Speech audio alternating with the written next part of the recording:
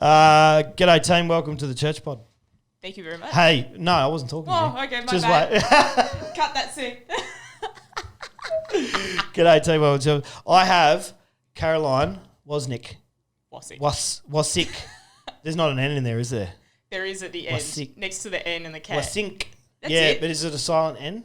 No, not really. Not really. Was But and it's- sink. Yeah, Yeah. sink. Yeah, it's Dutch. You're For those sinking. playing the home game. Yeah. It's Dutch. Wasink. Caroline. That's the one. Yeah. Yeah. Nice to have you on board, mate. Thanks, mate. Thanks for coming in. I really appreciate it. Anytime. So you're actually, turns out you're the, at this point in time, we'll see how things go, but you're currently dating my illustrious producer, JB. I am. And I you am. just had your 5-6-year anniversary? Our fifth anniversary. Fifth anniversary. Yeah. You haven't killed him yet. It is only 2 years left until that 7-year itch kind of. Ooh, okay. Yeah. So, we'll Couple see how more it years. goes. Yeah. Hanging in there. Yeah, he's a good guy. He's all right. He's a good egg. Small doses. All right, mate. So I wanted to get you on because you got a pretty cool story. Oh, you got lots of cool stories. You're currently serving in the RAF, which obviously we're talking about just before we went on air, but same with me. Just the job that I do at the moment, security implications, and everything else. So anybody that comes on and is serving, whether it's in the military or in a role that they don't really want to talk too much about, that's cool if we gloss over some of it. But I do want to bring it up because it is of interest to people that watch the podcast and everybody else. And thank you very much for your service. How long have you been in the RAF? It's only been, when would I started? 2018. 2018. Okay, Yeah. so a couple of years about a year coming and a up. half. Oh, okay, Yeah. all right, cool. Yeah. All right, and well, that's so you've got a whole life prior to this, because you're only 28 or something. Oh, I'm 30 now. 30. I've hit that big 30. The big 3-0. I'm 37. Get some time up. All right, my bad. Okay, so joining up. I mean, that's a later start than I guess the average, I suppose. I'm not sure for the RAF necessarily. I know when people join the army, it's generally fairly early, 17, 18, 19, somewhere in there. Yeah, we had a pretty mixed bag on my course. We had, I think our eldest was probably up in their late 30s. Okay. Sorry, we actually had a 40-year-old on ours. So, yeah. How did they even get in? Oh, wait, it's the RAF, right? Yeah. You know what? When I went through Kappa in 2000, in March, April 2000, and we had a guy, and he was in his 50s. Ooh, wow. And he's actually Gunst, I reckon, was his last name. Oh, wow. It's kind of like the bad C word. Yeah. But it was with a K, K-U-T-N-Z or N-T-Z or something like Gunst. It was pronounced Oh, wow. Gunst, yeah. Now, I don't know whether that's German maybe or Really whether it's sounds Dutch, like it. but it's certainly Yeah. from over that area. And he was just a quiet achiever. He was fit as fuck, and right. he'd run rings around some of the younger guys. And what a trooper, man! I never remember his first name. It wasn't in my section, so. But there you go. So he was in his 50s, and that was and the nearest to him was early 20s. They amaze me, those guys. You see them doing a 2.4 and you're still out the back going, I'm coming. Wait, why is it? And then, this old fella just like Overlapping. No worries, young timer. Yeah. Fucking see ya. Get some years on you. Get some time up. Yeah. But and they kind of I think it's at some point they get to fly under the radar a little bit because they kind of I'll just leave the old fella alone. Yeah, that's it. They're pretty quiet, and he's just sitting back, just lapping it up. Yeah. Just like fucking, this is pretty cruisy. Yeah. Yeah. So, all right. So let's go back a bit though. So you're a Victorian girl? Yes, originally, yeah. Okay. All right. So whereabouts in Victoria are you from? So I originally grew up in Genoa, but we moved around quite a bit. Okay. So Where's Genoa? Genoa's down near Malakuta, so Okay. East Gippsland, Yeah. down in Far East. All right. So I went to school in Sale. Oh, there we go. Yeah. I was a grammar grot. Yeah. East Gippsland Grammar. Yeah, East Gippsland Grammar School, I think it was called. Yeah. Yeah. So, all right. So, yeah, for those playing the home game, so you got sort of, you go east of Melbourne into East Gippsland, you got like Traralgon and Sale. Yeah. Big RAF base in Sale, actually. Yeah, is that where you did your training? No. So I did my training in Wagga. Okay. Yeah, where same as the army guys, they go to Kapuka, we go to Wagga. Oh, so pretty much opposite right. ends of Wagga. Yeah, do you know I got confused because we had Mark Connolly on the podcast last week, and he went to Sale. But then right. But I mean that was, back when Jesus was playing halfback for Jerusalem. It was a long time ago, so things have probably changed. And in fact, I think he was an officer too, so that maybe would officer make training is different. Yeah, I'm not sure where they do their training. So it's all the other ranks all go to Wagga. To Wagga usually, yeah. Okay, all right, cool. Yeah, right. So Sale, and then you go sort of up the coastline a little bit towards the New South Wales border. That's it. You got Lakes Entrance. So you go Lakes Entrance. Yep. And then further on, you've got Cairn River. Orbost, then Cairn River. Yep. And you keep on going up further. You'll have a little town called Genoa, and you usually, before you head towards New South Wales border, you turn to the right and there's Malakuta. Okay. Off to the east a bit more. Yeah. So that's a nice bloody part of the country, man. It's really nice down there. Yeah. I grew up, we were on a little farm. Yep. How many acres? I could not tell you. Like it was a couple of hundred. Yeah, whatever. It was family owned. We were living there. So it was our great grandfathers, I believe. Okay. And he ended up, we ended up living there as far as I know. But most of my time I grew up in Buchan as well. Yeah, right. So that was the other area that I grew up a fair bit of time in. Yeah.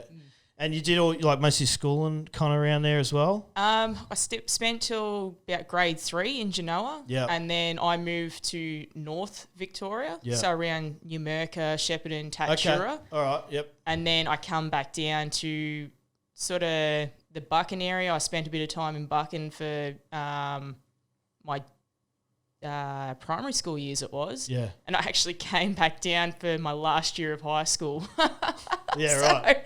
I was always backwards and forwards. Yeah. Is that because just with the family dynamic, like that was how the family dynamic. So my parents were divorced. Okay. So dad had gone up north and mum had stayed down near East Gippsland. Yeah. Yeah. So cool. Because I started in Bordertown or just on the Narracourt Road in South Australia. Oh, right. Yeah, I was sort of born there, and then when they split, we went to Warrnambool. Oh, wow. Put herself through. Yeah, it's always cold, wet, and windy. Oh, yes. Fucking Warrnambool. Yeah, but it's a nice place, and Mum loves the ocean, loves the beach, so we lived right near the sand dunes there. Summertime. Yeah. Oh. Yeah. I mean, I was pretty young. We were only there for about three years, maybe 4. She put herself through uni, and then she met a bloody dairy farmer from the East Gippsland. So we ended up over there in a little place called Newry, which is a beautiful little town, right off the edge of the. You know Newry, I know Newry very well. Yeah, shout out to the Farmers Arms Hotel. What a great little pub. Definitely. Yeah. But I tell you what, I love it because it's just right between the ocean and the mountains. Yeah. It's half-hour drive either way, and you're just lost in either the beach or up in the high country. It's so good. Yeah. That's probably where Buchan was really good. So we had it was 20 minutes down to Lakes Entrance, so you had the coast. Yeah. But as soon as you came back up, you were pretty much in bush straight away. Yeah. And our closest neighbour was probably 20 k's away. Yeah. It was the best. Yeah.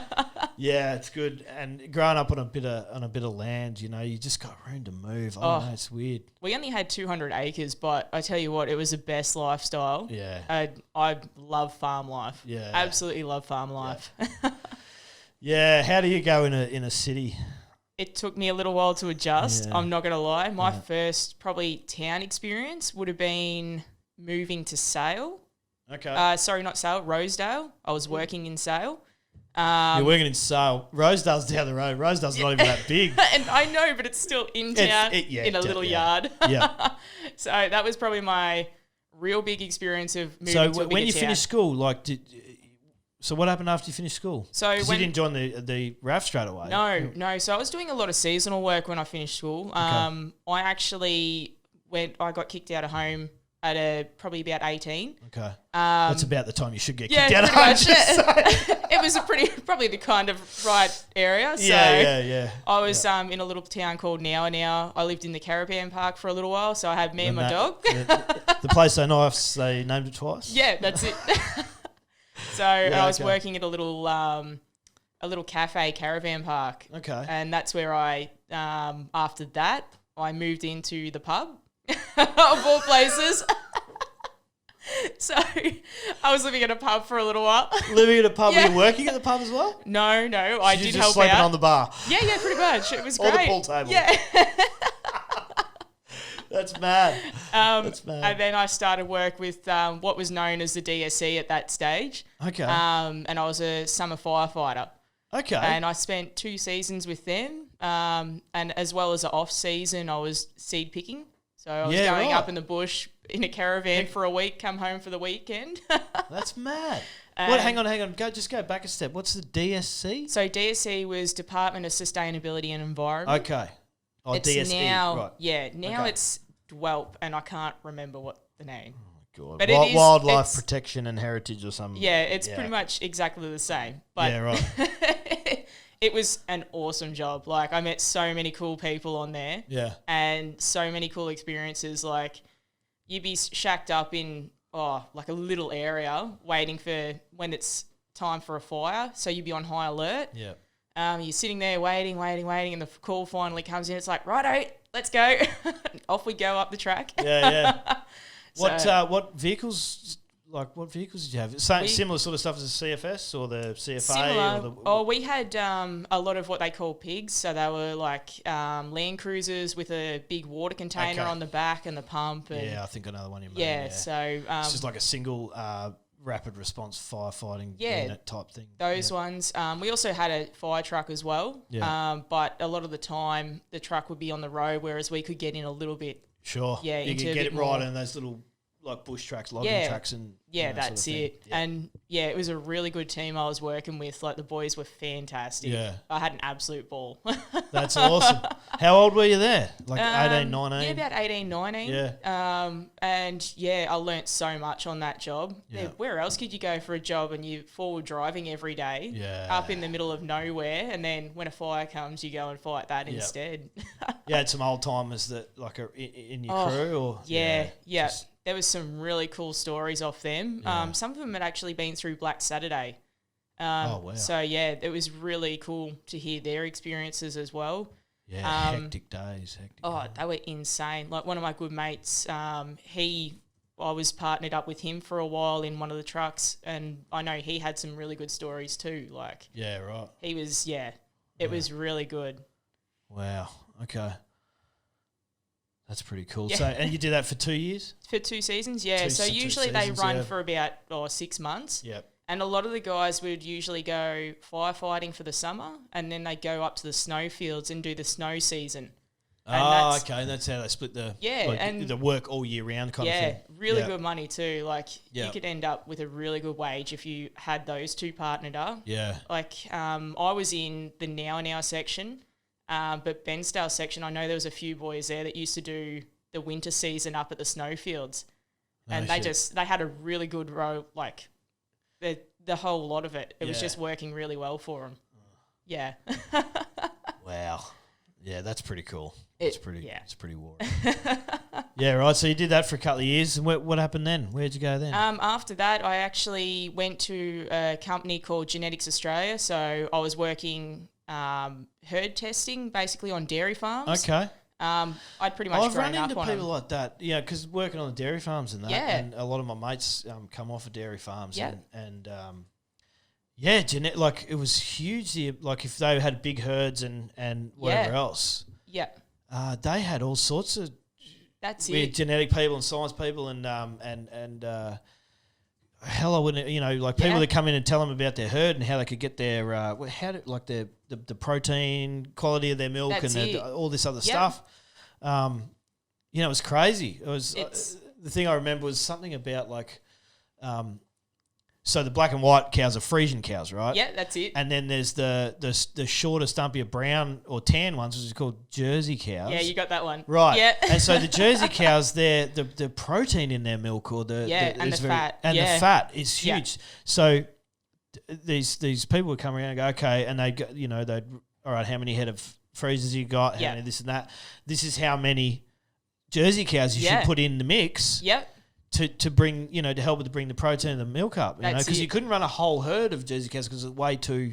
It's funny you mentioned that though. There was around Mafra, yeah, there was a full herd of Jerseys. Like you would not see a Frisian in there. If there was a Frisian in there, it had gotten in from another farm somewhere. Yeah, right. He refused to run Frisians. He loved Jerseys, and that's what he ran. Okay. Yeah, so I don't know. Like for us, we used to go out there as well because we also had the semen for those guys, the Jerseys plus the Frisians. Yep. Sometimes a lot of the farmers would actually chuck beef across them just for that bit of sturdiness. Ah. And I knew a few farmers that actually they just chuck those in, or they're mop-up bulls, what they call mop-up. Yep. So we'd have our good semen that we AI. Yep. And then the guys would chuck in mop-up bulls, so whatever they had in their back paddock. Okay. And they just chucked them through for the end of the season just to get all the ones that hadn't caught onto the AI. Right. Yeah. AI, artificial insemination, not that's it. Yeah. Artificial, whatever the other thing is. Intelligence, that one. Yeah, right. So so you guys would come along and you'd like they'd build something for this particular farmer or this particular owner of the herd, and then you go, okay, so what do we need to do to give you the best? That's it. Herd for next year. Yeah, or exactly. For the following years. And a lot of farmers, it wasn't just the milk production; it was also the functionality of their herd. So they might have had a couple of cows in there where their teats were too short for the cups to go on. Yep. So they'd have a bull there in the catalogue that would actually lengthen the teats. Wow. So they'd actually go through and they'd put maybe certain cows would have certain bulls be AI'd to them. Yep. And their semen would come from everywhere. Like I'm talking Canada or America or I think we had UK as well. Actually, we even had Dutch ones in there. So, there was a whole lot of them. The old Dutch cow.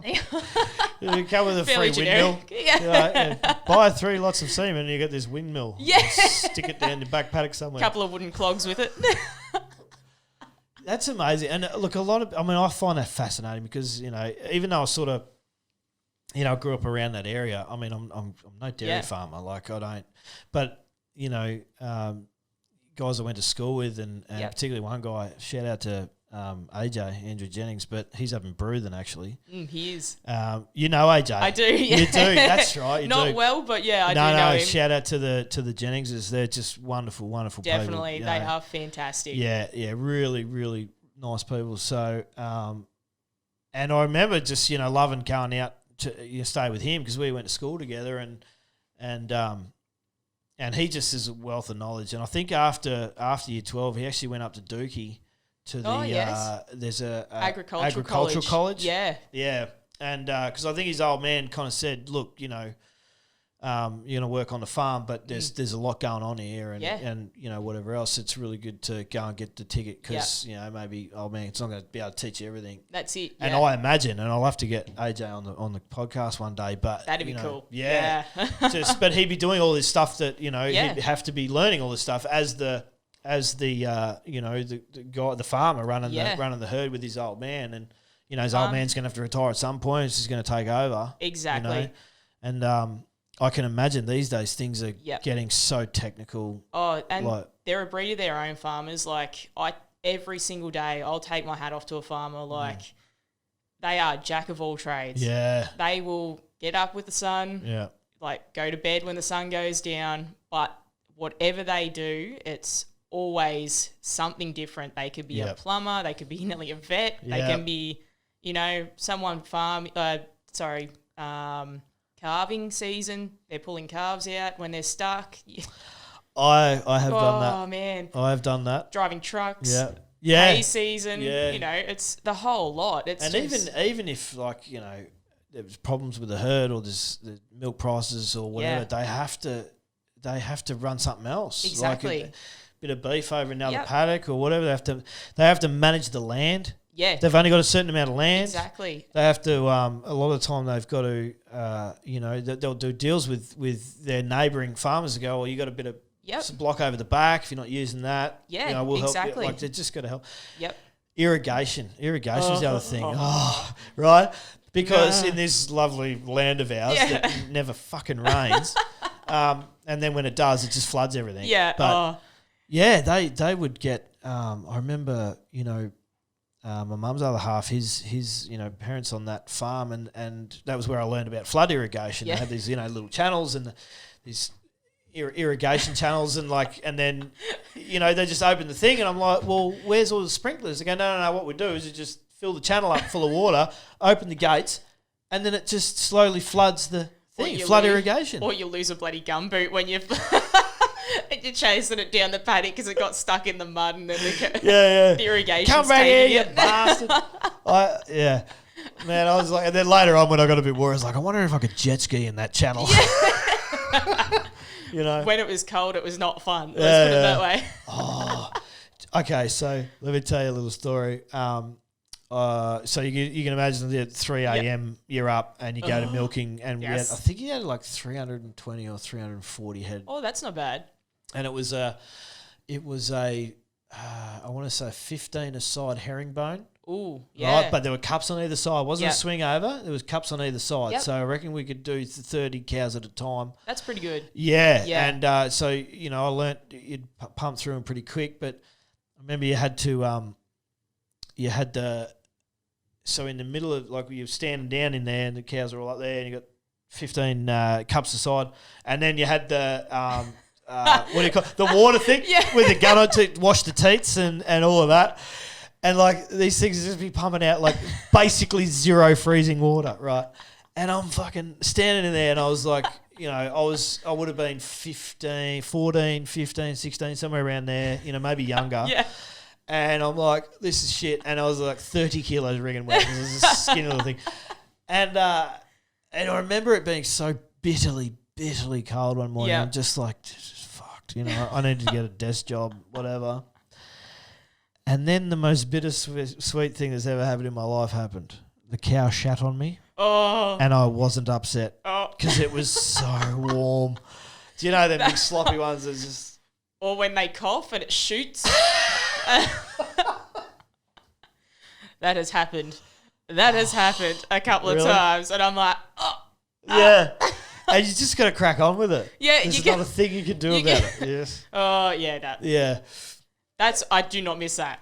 Yeah. I can tell you that much. I don't miss that part. No, I don't miss it either. I remember the very first time, and I would have been about 10 years old, I think. And I remember the very first time when they started dating that we pulled up out the front of this dairy farm. And if you've never been to a dairy farm before, the smell hits and the you flies, straight away. and you're like, oh my God, I'm in hell. We've gone through the fifth dimension. We're in hell now. This is where we are. And you're talking like this because of the flies. Because you know where they've been and it's been near a cow's ass. Yeah. Or just sitting on a pile of steaming turd. It's fantastic. But it's interesting to say about Jack of all trades because I know Mum's other half, he around that time, I think he used to do a bit of logging up in the hills. Oh, and, but they had a dozer. And talking about Jack of all trades, he basically dozed out 3 effluent ponds. Oh, that would be... Right? So, but like fascinating, right? Because it's like, well, what the hell? Because you got to wash down after every milking. And for those that don't know, you milk in the morning and you milk at night. You milk twice a day. And like you might be up at 3 o'clock in the morning, you milk, and then you go around the farm all day and you're doing the watering and you're fixing a fence and you're doing whatever and you're going into town to get some parts from the silage season. Silage, that's right. They used to cut silage chucking the tires on the silage pit. Yeah, with the put the tarp over and then the tarp. Do you know what? I was my best looking at that stage. Yeah, I was so fit. Oh, so good. Yeah, well, he had his own excavator. That used to, load the silage feeder with this excavator, and he had the dozer, and he'd use a dozer to make these 3 effluent ponds. Oh wow! Yeah, it was crazy. It was really cool, and but it was such a good idea because definitely. Then I don't know what they did with it after, because once it sort of evaporates, and then you got crust, pretty much. Yeah, the crust. Yeah. But that's pretty good stuff. It is, yeah. It's really good stuff. Especially if you're back on the paddock again. Yeah, right. So maybe that's what they mix it in with fertiliser to. Sometimes they just use it as recycled water for their paddocks. Okay. So it just goes back out on the irrigation. Yeah. If they can work it out like that. Yeah, work out how to do it. Yeah. Yeah, it's crazy, and this is the thing. Like when they went to $2 a litre or $1 a litre, what was it? $1 a litre milk.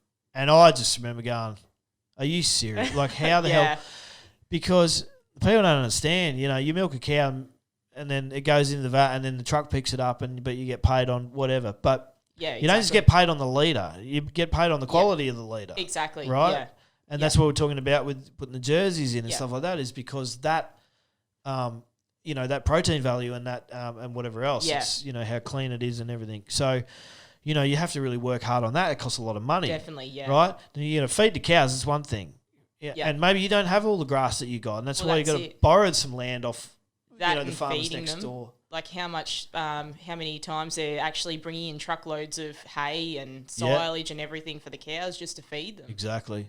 My uncle, my old man, in fact, I did it when I worked for them. We carted brewers grain. Okay. Right, out of West End Brewery in South Australia, and that. After they've fermented off to make beer, the grain's left over. Oh, they have a ball. Yeah, they love it. They love it, right? And it's essentially a waste product. Yeah. Right? So the breweries are getting rid of this shit. They're actually selling it. Yeah. Right?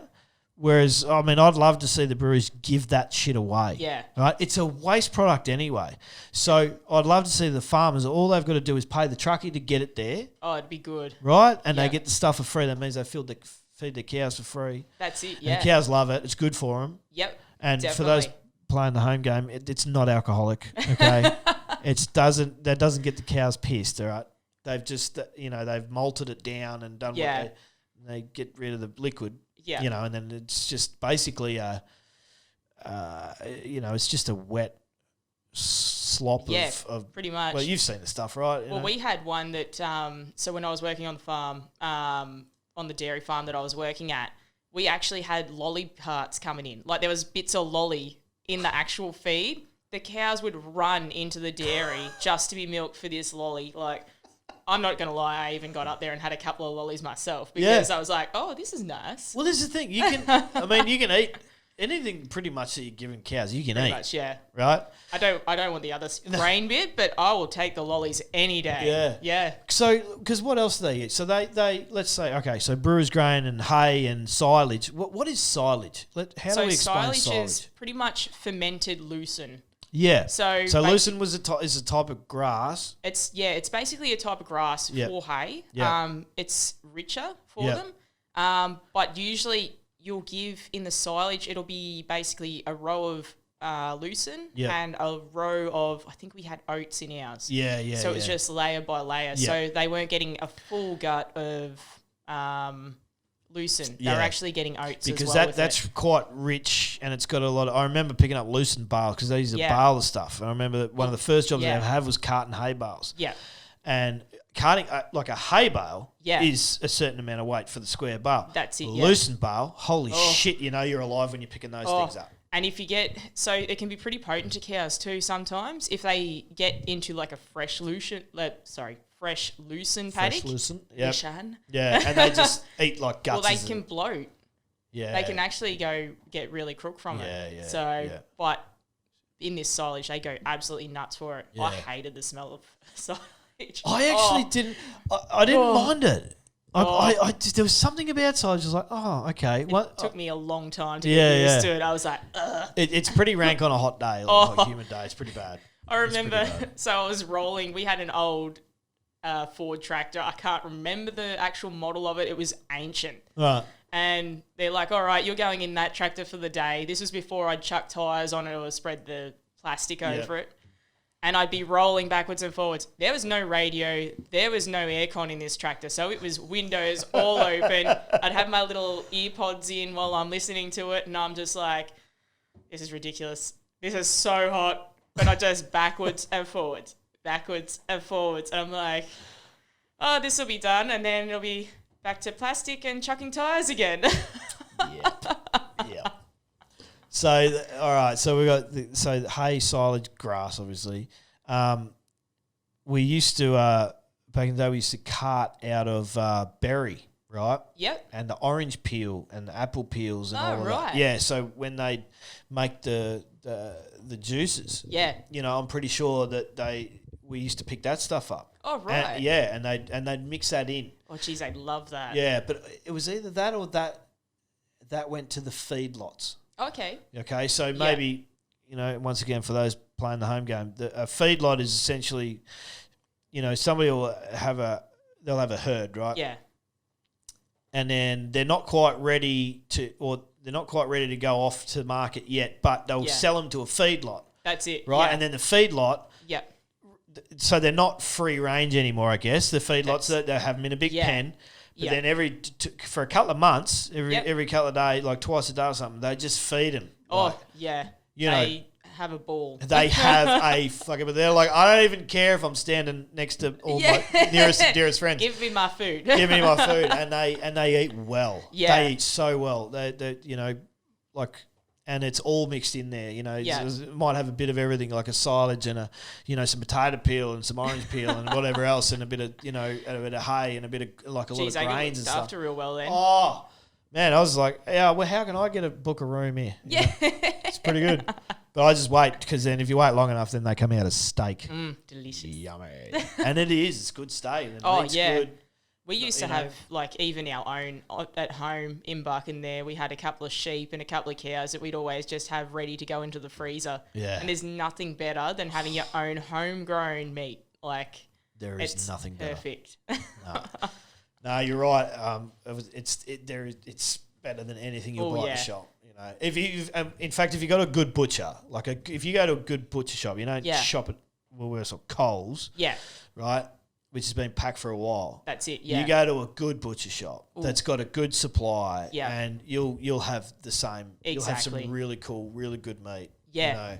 And you can get a choice, like, you know, good marbling, you know, a certain amount. So when I used to get my meat straight from the farm. Yeah, before I moved up here.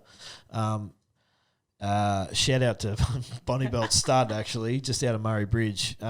She's a wonderful, wonderful lady. Yeah. And they've got a type of cow called the Belted Galloway. Oh, they're good. Yeah, right. I think they're like from the Scottish Highlands or something like that. I think they're somewhere there. I'm not exactly sure. Not sure either, so I won't speak out of school, but I'm pretty sure they're from that kind of area. And so the meat is magic, and it's not too, it doesn't have a whole lot of marbling in it, because they're a really, I don't know how to put it.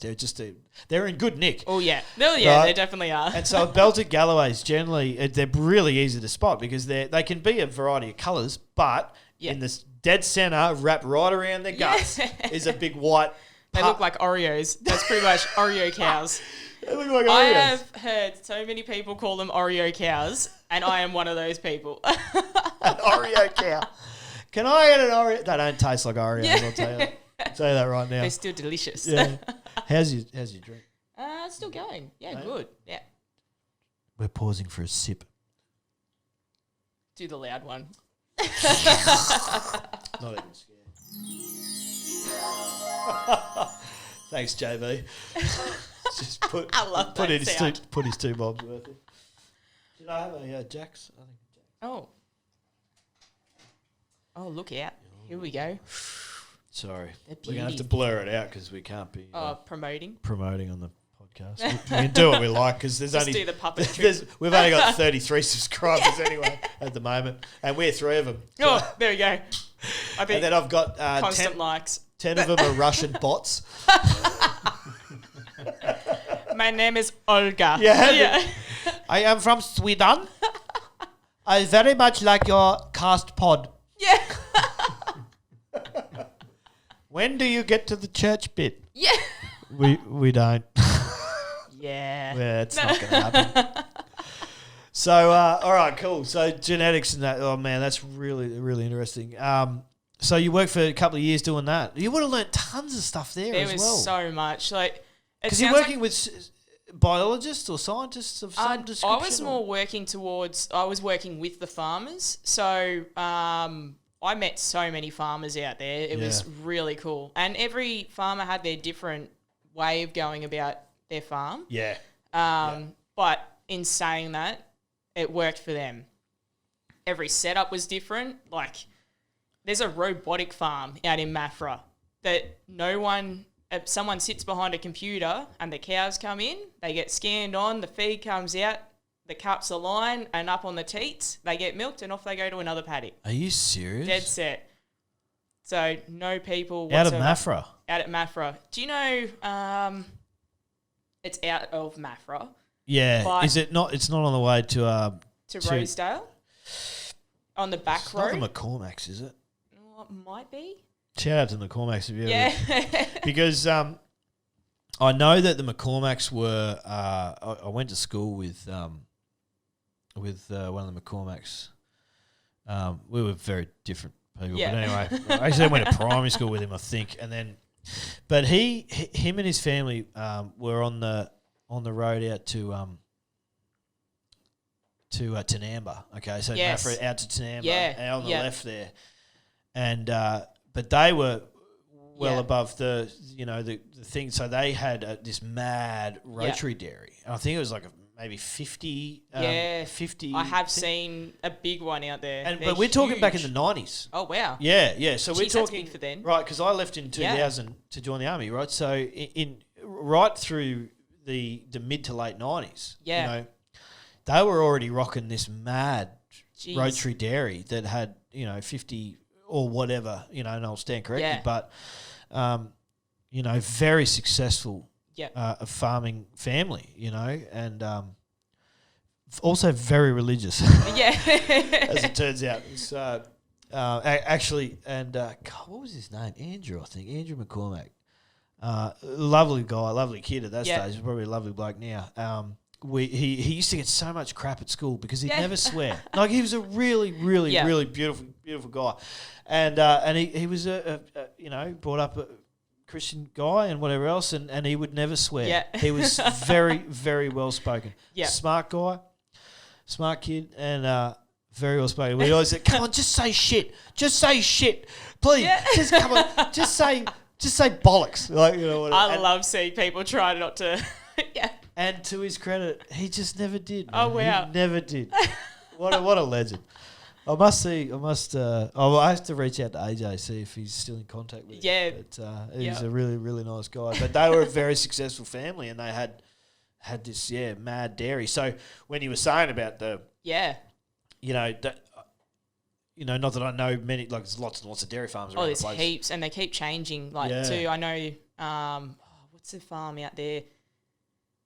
I know there's a company overseas that have brought about 6 different farms out around Mafra there, and they're sort of like shareholders that have brought them, and they're they're managed by farmers around the area, but they're owned by Ace Farms. Okay. That's who it is, yeah. So they have there's 7 or 8 farms. Yeah. It's insane how many they have. And we used to go around servicing. It's probably the only way to make money as a dairy farmer these days. Especially shareholders, though.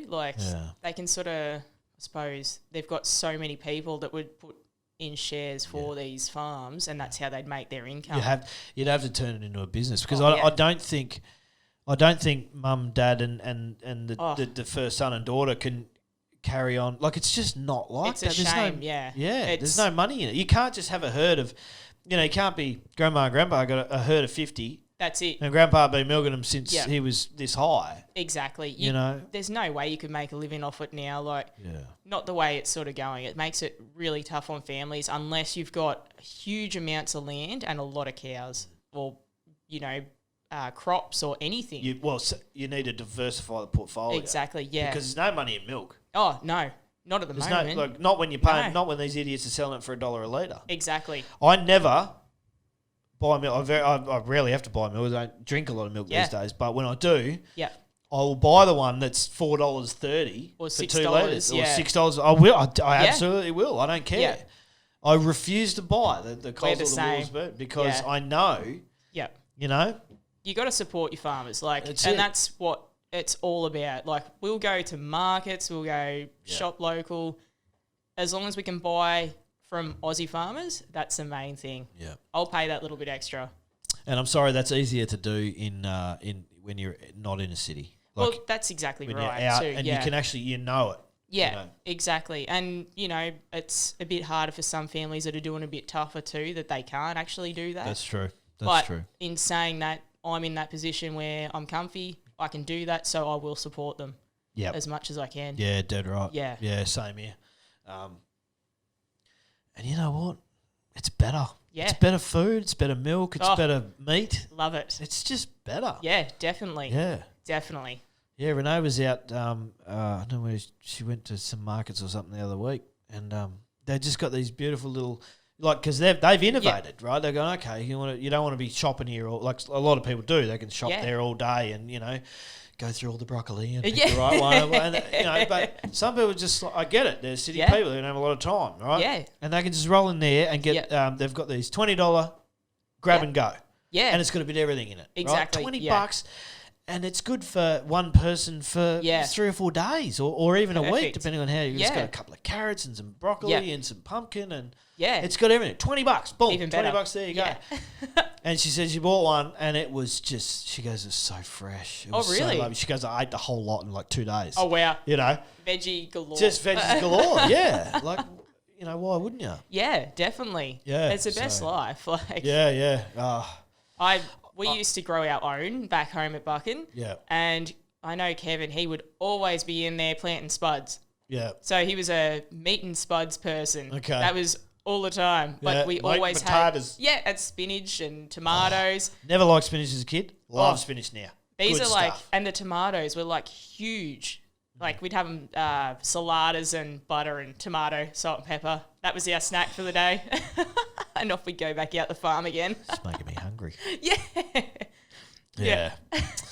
Yeah, well, at the moment, I don't, because I'm sort of batching it. I do frozen the steam bag veggies.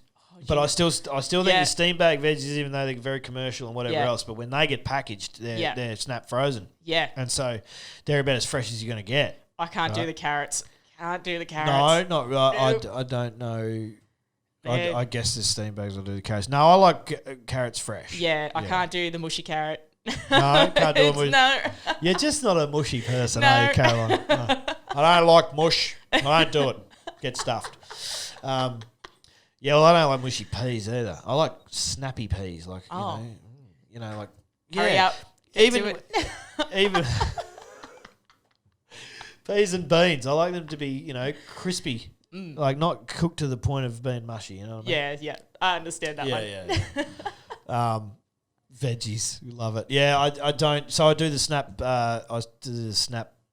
Frozen bloody freezer bags. But look, it's just easier because when you're one person, you don't do all the shit. Exactly. And I'm a bit slack. Yeah. So stick them in the freezer. But I've got a great butcher. Yeah. Great butcher. Him and his missus run this butcher shop in town. And I love it, mate. And is that the one at Leanya? It is, yeah. Shout out to Mick and Sheena Fairfield and Territory Meats, Territory Butchers. Yeah, I think it's a good little butcher It's anyway. a great little butcher shop and they've just got the most fantastic meat. And when this COVID crap started and everyone's people going ballistic. I couldn't get any meat. I was like... Yeah. he ended up normally he's open Monday to Saturday. Yeah. He would open Monday and Tuesday. Yep. And I think he had Wednesday and Thursday off. Yeah. Right? But he might go in... Excuse me. He might go in Thursday. Yeah. But that was only to cut up the meat that are ready for the next day. Oh, wow. Yeah, right. Because he'd get a delivery. Yeah. And then he'd be like Friday and then Saturday he'd be done by 10 o'clock. Wow. He could... It was just...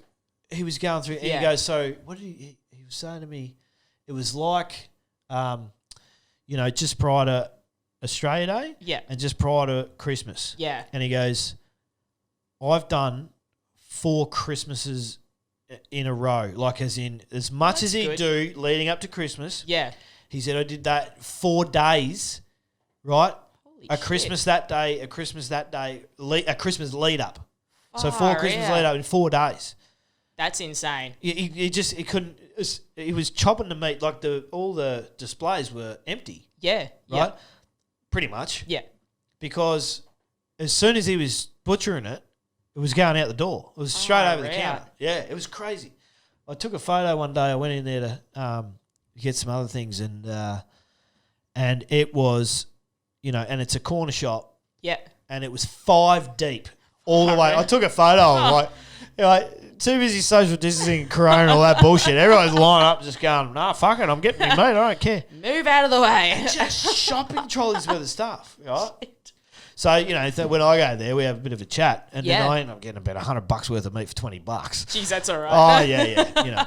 And that's the thing. Support your local. Yeah, exactly. And if you spend enough money at your local, you're not going to pay full tote odds every time you go there. Exactly. You build up a rapport with them. And they're doing well, they'll look after you. Exactly. Exactly. Yeah, definitely. definitely. But it's funny we're talking about diversifying a little bit because, he's kind of done the same, right? They do all the meats and that. Yep. But in this other section, kind of wasn't really doing anything. So it was like a back office. You don't really know that. So he got rid of that. Put another like a hot bain-marie type situation in there. And now cooks all this meat, cooks roasts. I have cooks seen potatoes. them. Have you seen that? Oh, they look amazing. I'm like, and you just get a takeaway of like veggies with gravy and I like have to roast refrain. pork and lamb and whatever. I'm like, oh my God, it's $20 and you get this massive, I have to refrain when I walk past there. I'm like, that smells delicious, but no. But what a great idea though, because what's the is. alternative, right? You go past the chew and spew around the corner. Oh, yeah. And you're getting a wing ding that was frozen 20 minutes ago. Exactly. Right? And a dim sim that I still don't know what's in those things. And it's been frozen for bloody nearly a year. Exactly. It probably has dog in it. Yeah. Or cat or whatever. Something. Don't ask. Just don't Or ask. gecko. Gecko. Up here. Geckos. Give it a gecko. Oh, my little geckos. They're pretty good. They're pretty tasty. Yeah. Put them on the barbecue. Little drumsticks. Little drumsticks. Oh, yes, that was lovely. Thanks. Yeah. Anyway, well, bloody hell, we're getting sidetracked. All the time. This is a bad mix. I know. That's good. It could be fun.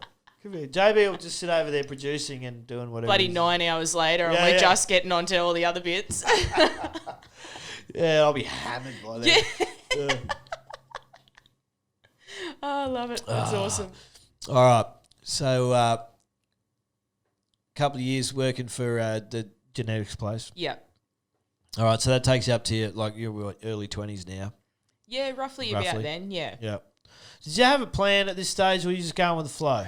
Not really. I was always a farm girl. Yeah. Really, I was real country. You'd see me in the Toyota Land Cruiser with the dogs on the back, swag in the back, and off I'd be gone. My drinking hole was Dargo. That's where I'd go to. I know Dargo. I love Dargo. Well. Yeah. And a couple of my really good mates, so Leanne Escort, she was managing Dargo River Inn. Yeah. And I was always up there with her daughter, Kayla. She's my best friend. And we'd be up there on the piss all the time. Oh, so many drunken nights up there. Oh. Dargo's a great spot. Dargo's up in, I guess you say up in the high country. Yeah, it really. is. Yeah. It's probably one of the most remote. Where would you, how would you put it? You go, you got to turn off at Orbost pretty much. And Bensdale.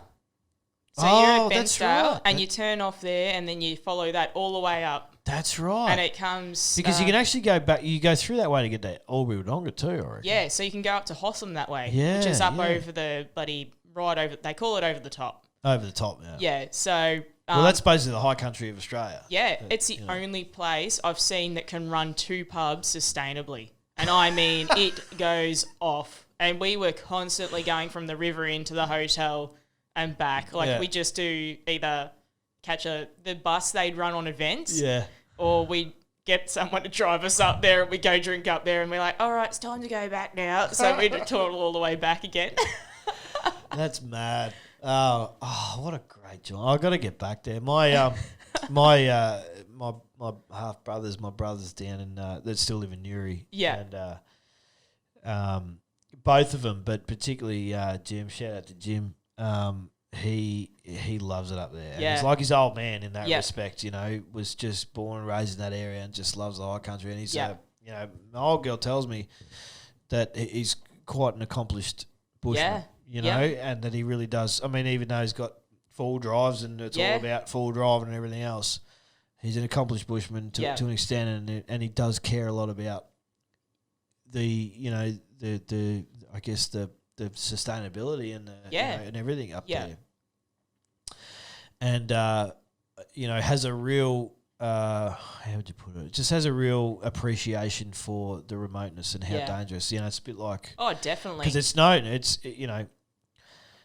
It's just as dangerous being out in the middle of the desert. Yeah. Unless you have an appreciation for where you are. Oh, exactly. And understand what's doing. Yeah. You will be dead real quick. Yeah. You could be stuck up there. I know one of my friends, he had an accident, a motorbike accident up there and had to be helicoptered out of there. Yeah. But you could be stuck up there injured for ages. It can happen like that. Yep. It's just as remote as being out in the middle of the desert. Exactly. Yeah. I love the area, but I have an appreciation for the area too, for what it is. And here's the thing, just because it's the high country, in the summertime, it's dry as a chip up there as well. Yeah, the bushfires up there are insane. They are insane. Yeah. That Dargo crew up there have an absolute handful when it gets there, because there's some areas that they can't get into. Yeah. They can't get into to fight them. Yeah. It's just too dangerous. It's dead right. Yeah. I think the Aven River is a fairly main river that runs through that area, right? And I believe, maybe you could Google this for me, JB, but I believe the Aven River is the fastest rising and receding river in Australia. Wow. Yeah, apparently. Yeah, right. So it's the fastest, because it's very subject because there's a lot of tributaries and whatever else. So, if you have a good dump of snow but then you have a run of hot days and then the snow all melts and all of that snow just comes out and it just all of a sudden the river is just up. Exactly. In a matter of hours. Yep. So, the Aven River just, weaves its way through the high country, but, there's a lot of full drive tracks. You can cross it many times, Yeah, exactly. And these crossings can be run of the mill. Oh, yeah. Or they can be hectic because all of a sudden there's this river there that you didn't know was going to be there. Even our farm, we woke up one morning and our flats had disappeared. There was no flats. We had river flats. Yeah.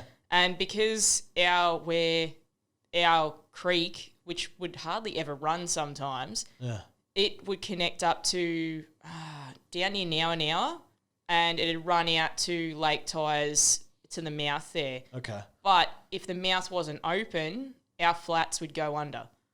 And if we got all that water, we'd have to wait for the mouth to open before all the water would flush out into the sea. So we had no flats there for one day. Right. We're like, okay. Okay then. Which end was the homestead on? You can still get out, you had access or not? We were up on the hill, so we were quite lucky. We could get out. Apparently there'd only been one time that road had been blocked off, and that's a real serious flood when that happens. Yeah. But you could see it across the road, because my stepfather used to drive trucks, so there was a little truck bay out the front of the house as well. Yep. And then you'd see the river flowing, or creek it was just absolutely hammering through the trees, and then it'd sort of flow around and back around the farm and then out. I'm like, And where there was a dam, it looked like a rapid. That's how fast it was going. It was just yep. Jeez. Yeah. That's mad. It's it's amazing the power of water. It really is when you see it like that. It's deadly. Yeah.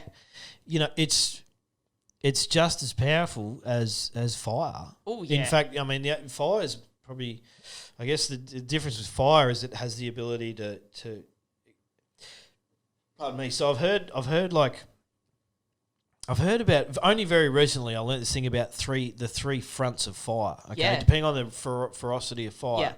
That there's the ground level fire. Yep. Okay, and then there's another fire which is like a major front. Yeah. But then there's a fire across the top, like a canopy fire and a gas fire. Yeah. Okay, Yep. where the tops of trees are literally exploding. Yeah. From the gas, and then so that front comes past, burns the fucking cross out of everything, the trees in it, and it's this rolling gas. That's when monster. it's hammering. Yeah. Yeah. But that's not it. Then the next one coming along is this, I guess, what would you call the main front of the fire? Yeah. Okay, is hectic as well. Yeah, exactly. Okay, and that one, that passes through, and then you've got the I guess the run-of-the-mill main fires coming through, burning everything else. It's just going to burn for days and days and days and days. Yeah. And where the hell did I hear that? I think it was with the fires that had just gone on late last year. Okay. Oh, and yeah. Yeah, and just terrible. They did an absolute amazing job, all those emergency services, like... Without a doubt. Oh, and the people that went doubt. through there, like I personally know some people that went through those fires, and I take my hat off to them. Wow. I'm... Well, this guy, this guy was doing an interview with one of the commercial stations or something, and you could just hear it in his voice. And he's like, "Listen, I need to tell you, like me and the old man or his brother or someone." He said we had to fight it 3 times. He said that's the thing. We had to fight it 3 times, and that's where when he was explaining it, was that there was these 3 levels of the fire. And I'm like, what the hell? Like, I started to understand that. Yeah. Okay, I get it. And so he goes, we would fight the first bit that came through. Yep. And he said, and it just got hectic. We had to retreat down to the dam, which was in a cleared area. He said, then we go back and prepare for the next lot that came through. Yep. And he said, and then that hammered us. We fought as long as we could. Then we retreated. Yep. And then we went back. That'd be scary. Oh, well, he was. You could just the emotion in his voice and whatever. Exactly. Right. Yeah. But that was a decision that they'd made. Like they had a good plan in place. Yeah. And they knew about how fire operated. He clearly knew about how the fire operated and how things. Yeah. So they had a good plan. Yeah. And they had backup plans, and they had a retreat plan, and they had. That's good. Yeah. That's and anyway, I was just blown away because it can so quickly turn for the worse, and you just got to be on your wits with fire. Like, it can just change in a matter of seconds. It really can, and because it changed with the change of the wind. Yeah, exactly. And all of a sudden it's coming back. And that fire, like, it was unpredictable, even though like they obviously had quite a few plans, but it can take people off guard so quickly, and turn for the worst. Yeah. You just hope it burns back on itself. That's the main thing. Well, yeah, and then I'm thinking about these, three fronts of fire. Yeah. And just because you get the first one, it doesn't really mean that it's not going to burn itself out if it comes back. Yeah, definitely. Because the wind changes and it comes back. All right, well, the crown's gone. Yep. But now you've got all of this timber just lying around that's probably already still on fire anyway. Yeah. And then you just got a whole other battle on your hands. Well, fire can burn down underground too, through the root system, and it can stay smouldering for years. Fair dinkum. Yeah, it can actually go down and stay smouldering there and pop back up again. Jeez. So, really? It's a fascinating... as long as I get, if fire only needs the 3 things, ignition and fuel and air. Yep. So if it's got air... Yeah, exactly. And there's root systems down under the ground, so it's got its fuel there. Yeah. So, and just smoulders away and then it pops back up again. That's crazy. Yeah. That's crazy. So, I didn't, it blew me away when I found out about that one, that's for sure. It's like a fire, what do they say? Like a fire's never out until it's cold and out. Yeah, exactly. Because, you can, like a campfire as well. Yeah. That's why they say you kick, the campfire, you've got to, you pour the water on it. Oh, no, you kick all the logs out. Yeah, make sure they're out. Yep. Then you dig around in the ashes a little bit and get some water in there. Definitely. You just got to get rid of all of it. Yeah, 100%. Because otherwise that bad boy can spark up just like that. Definitely. Yeah, well, that's where I heard about that. It was just hectic, and I remember that there was that firefighter, with the local. He was with the local, and he was just, the media had their cameras on. He was just going off. He's like, ScoMo or Skipmo, whatever you. I remember that one. And he's just going. And he's like, my name is, Joe Logsy. Come down here and I'll show you what's going. He was fucking ropeable. Understandably too, yeah. And I just felt for that guy. Like this guy, he goes, come down here and you deal with the shit that I'm trying to deal with. And the pressure, the amount of pressure that they're under would be And this insane. is the thing. This is the thing that I was saying at the time. This is the most endearing character when it comes to country people, right? Is that in the worst of the worst situations, it's always country people that are just going, all right, and they just saddle Time to up go again. and they work it out. They do. And they're the ones that have the least to give, but they're out there driving the local fire trucks. Exactly. And driving their own, or they've got, because a lot of farmers have their own firefighting unit. Yeah, like you're saying with the Land Cruiser or something like that. With the, I know my when I grew up on the farm in Bordertown, we had a couple of old Datsun Utes, and one of the Datsun Utes was the runabout Ute. Yeah. You go, I don't know, fencing in and doing whatever else. We had a little Nissan Pulsar. Right. Yeah. The little bomb. Oh, that's awesome.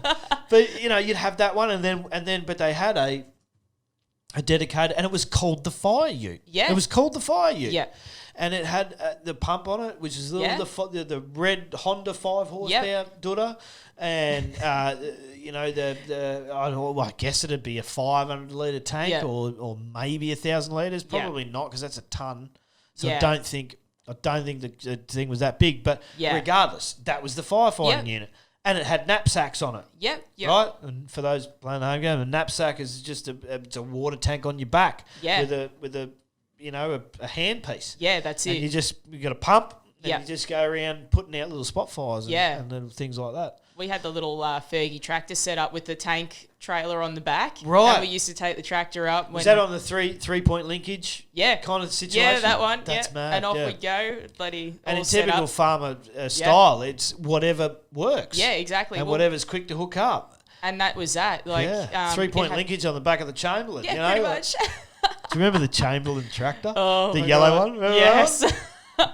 It's like the Chamberlain tractor. God. Well, we had the old orange Fergie, like the little Fergie tractor. Yeah, I remember it was just this yellow cabined. It was called a Chamberlain, and it's like every farmer had one. And but it was some weird. Maybe it was this weird like Chinese type version, but everybody seemed to have one, and it was just the tractor that could. And it was good for all sorts of good shit. But we had I remember we had a blue Ford. Yeah. We had a blue Ford tractor. Yep. I used to ring my old man and get him to tell me what what model that was. But it was pretty cool. No rollover protection, nothing. It was just out there. I'm pretty sure it didn't have roller. Anyway, back in the good old days. Back in the good old days. Oh my God. Yeah. Yeah, so but crazy times, man, and just how country people just pony up. I mean, they just pony up every time. Yeah. And like they say, the country people can have a whinge, right? Yeah. Because we do, but there's whinging and then there's whinging. Yeah. Right, and definitely. Country people don't whinge as far as I'm concerned. They're like, well, this is pretty shit. Yep. But they understand fundamentally.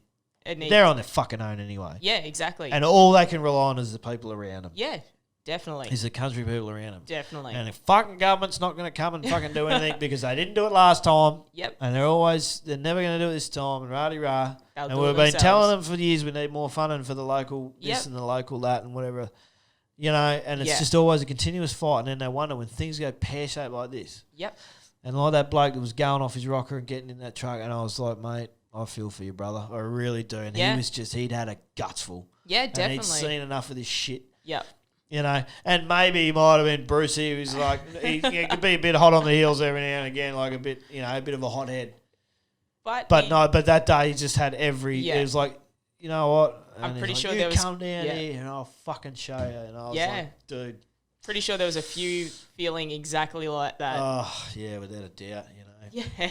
And I'm not saying, on the other side of that, I'm not sort of saying that, what's his name, old ScoMo, having a holiday and having to come back and whatever else. Yeah. Everybody needs a fucking holiday, even the Prime Minister, blah, blah, Yeah, blah. definitely. And whatever else. And I don't really believe most of what the general media pumps out on, I'm a bit the ins and outs. Yeah. As far as I'm concerned, the bloke was on holidays. Yeah. And he came back. Yeah. So exactly, yeah. Shut your pile. He came back. He's here. And then what happens after that? Yeah, exactly. Just start putting things together and whatever else. Yeah. But I think it was less to do about that and more to do with the fact that this was always going to happen. Yeah. There was always going to be a mad fire coming through. Oh, definitely. And you need to listen to country people. You Yeah. need to listen to the black fellas. Yep. Right? When it comes to controlled Yeah. backburning in preparation for this, you Yep. need to listen to the people that have been on the land forever and a day Yeah, exactly. and from well and truly before white man got here. Yeah, exactly. They know about this shit. All you got to Yeah. do is ask, Yeah. right?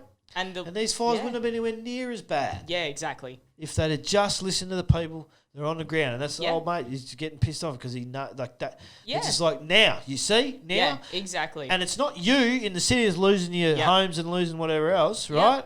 It's us. Yeah, exactly. We're losing our stock.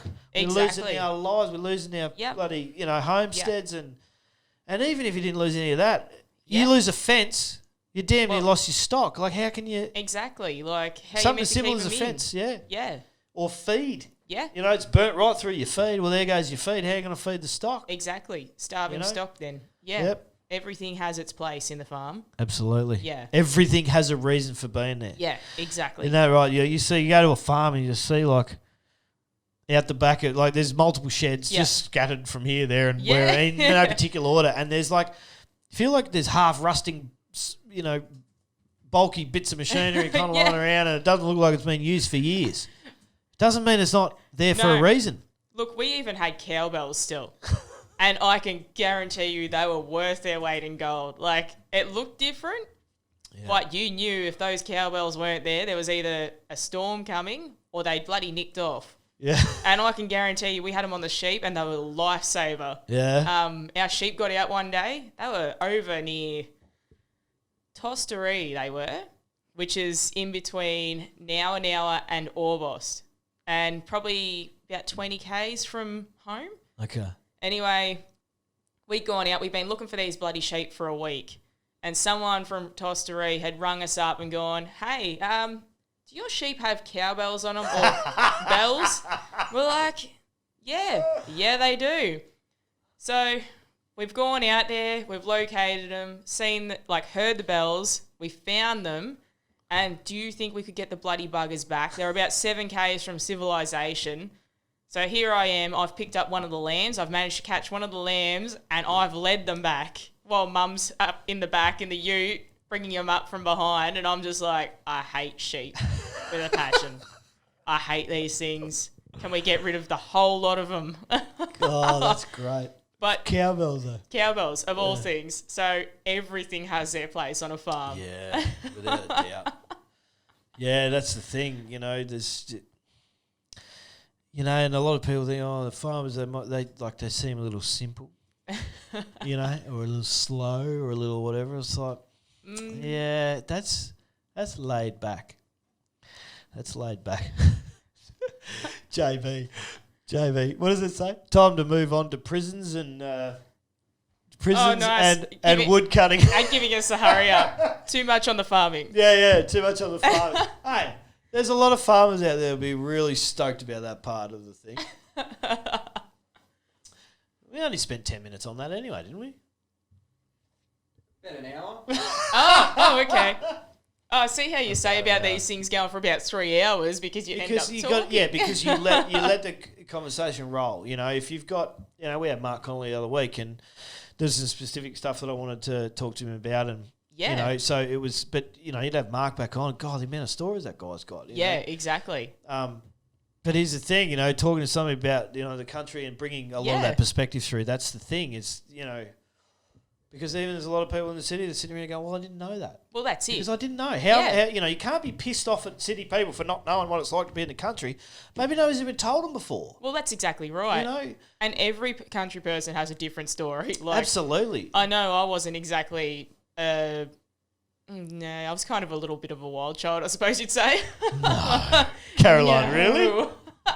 Was Nick, really? Yeah.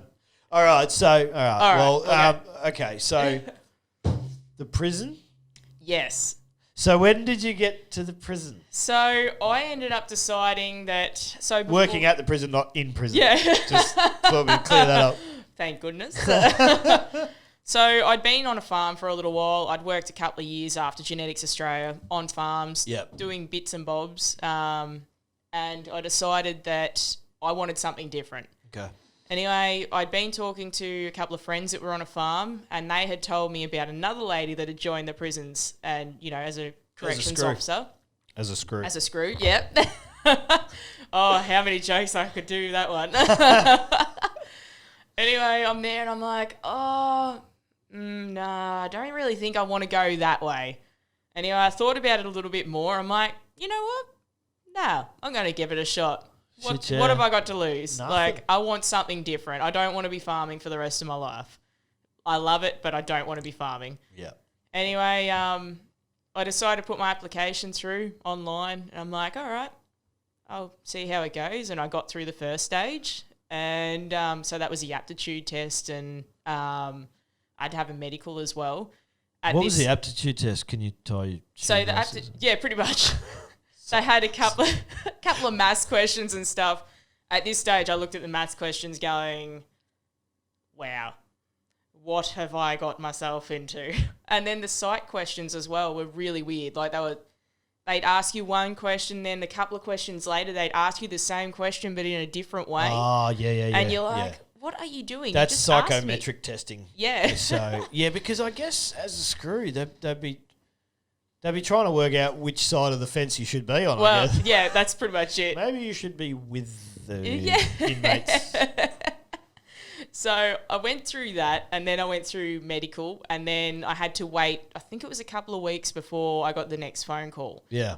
And they said, all right, you've made it to the interview. I'm like, sweet, all right. So get dressed up, go in, have my interview. They asked me a few questions in there. One of the questions I remember was, what's the biggest thing you've done at, what was it? What is the funniest thing you've done at your own expense that made you a little bit embarrassed? I'm like, well, I don't think I've really done anything that's really embarrassed me. I said, probably the worst thing I may have done is strip down and streak through the pub, but that's about it. So that was my interview, and I'm like, all right, I'm probably not going to receive a call after this one. Okay, she's a streaker. Excellent. So, but yeah, that was back in my early days. Anyway, I ended up. I've just. So we're in Darwin, but when I was a young bloke in the army up here, I did a nudie run on a Saturday night from. So you remember. So Rorke's Drift used to be at one end of the town. So basically the tap bar. Okay, yeah. No, the deck bar, sorry, is at one end. Yep. And at the other end, is it used to be called the Hippie Club. What's it called So now? basically, I don't even fucking know. But it's one end of Mid Street to the other. Yeah. Right? Full noise there, the main drag of Darwin.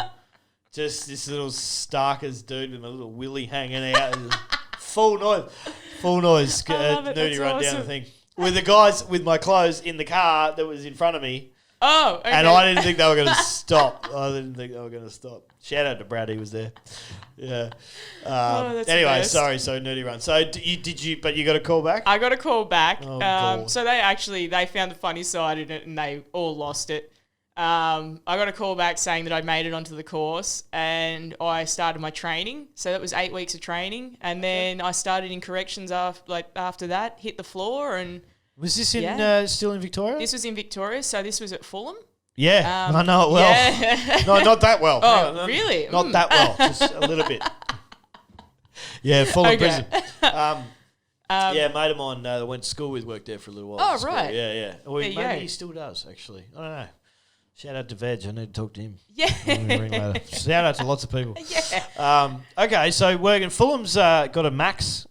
Has it got a max? So or not? it's medium and minimum security. Yeah. Okay. And yeah, it was a good prison. Like I worked in different areas in there, so we had a metal factory for them because they had. It's they a need working. work. It's a Yeah. working prison, right? That's Yeah. it. So Yeah. the minimum security would usually go.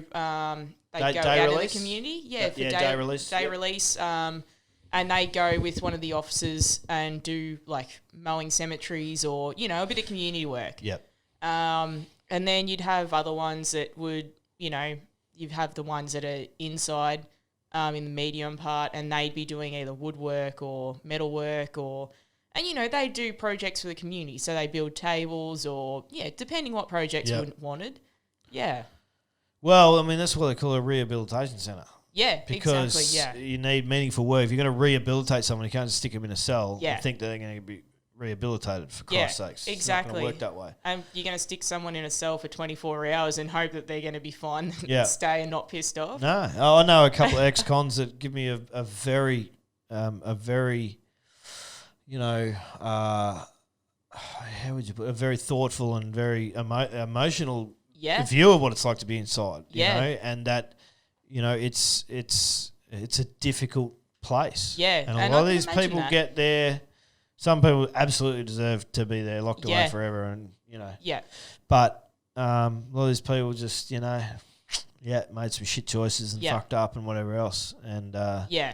And at the end of the day, we were there not to judge them again. It was just to manage them. exactly, That's you're a exactly management. what we were there. Yeah. Like, And I suppose there were two Yeah. different types of people, as in screws. Who some of them would have treated them like shit and been yeah, wankers. And yeah. I'd like to think for the most part Yeah. they were good. That's it. Like, look, at the end of the day, if they treated me like shit, well, I wasn't going to do much for them. No, I do yeah, what I right. needed to, and that was it. If they treat me good, yep, all right, I'll go and do your jobs that need doing, and I'll come back. Like, if you need paperwork submitted, I'd actually go and put it in properly. You'd follow through and make that's sure it. things got But if you're going to be an absolute ass to me, then go away. Come back to me when you got a better attitude. yeah. If it needed doing urgently, it'd be done. But yeah, And I'd like to think for the most part, any of them with an attitude problem would generally realise fairly Yeah. quickly that their attitude was not going to get them very far. even if it was that, usually the prisoners would sort themselves out anyway. Okay. We wouldn't see it, No. but we'd certainly see it afterwards. Like, Yeah. you'd realise that, oh, okay. Oh, you're a bit black and blue. Yeah, you what got a happened bit of an there? attitude readjustment, I guess. Yeah. Oh, I tripped in the shower, miss. Yeah. Okay, go down to medical. Yeah. Okay. So, what an interesting place. Yeah, and I think people get and I don't know about. I mean, you Yeah. didn't work in Max. I have, yeah. Oh, you have. I Okay. have, All right. so- So let's get. All right. So Yeah. tell me about that. So I worked in, I went to New South Wales and Yep. I was working in a remand medium and minimum. And then I went to Queensland and I worked in a maximum remand centre. Wow. Was that different? Yeah. Before I started in prisons, I was very naive. I learnt a lot and very quickly. So, I suppose it taught me to get a bit of balls about myself instead of, just saying, oh, yeah, she'll be right. Everyone's pretty good. Like, yeah, there are some bad dudes out there. But not everyone's like that. No. Like, you've got your shit carts, but you've also got your good, I suppose you say your good crims too. Yeah. Like, Ones that are ones that are able to be rehabilitated. yeah, like you could nearly say, I'm nearly going to say 80% would come back in. You'd see them a month later. But Recidivism, right? That's the word. Recidivism. Yeah. And that's what they try to reduce, but unfortunately some of them have had that lifestyle where they've grown up in it. They've institutionalised. That's it. They've either been in there all the time. That's like trying to tell me Yeah. that I can't, that I'm not a soldier anymore. Well, that's it. I haven't been in the army since 2006. Yeah. But that doesn't mean I won't bloody like. Yeah. It's not. It's in me. Yeah. It's just in me. Well, how do you tell someone that's grown up with their mum and dad on drugs and in jail all the time, that's not what they do. Yeah, that's somehow not normal. Like, half of them have known it since they were born. Yeah. Their mum or dad or and both some people have are been just in. psychopaths. Yeah. Oh, yes. Yeah. Yeah. Like they literally you just know when they talk, when you look at them, Yeah. and you're just like, you're fucked up. And you've got to try and mitigate when, like, you win some, you lose some. Yeah. But you can't save everybody. You can't save everyone, but you've got to know how to deal with people.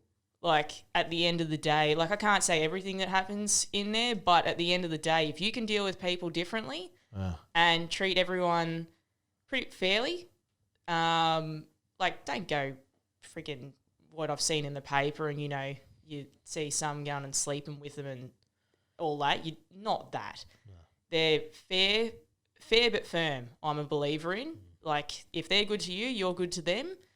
If they're going to be twats, then, right, you're not getting much. No. So...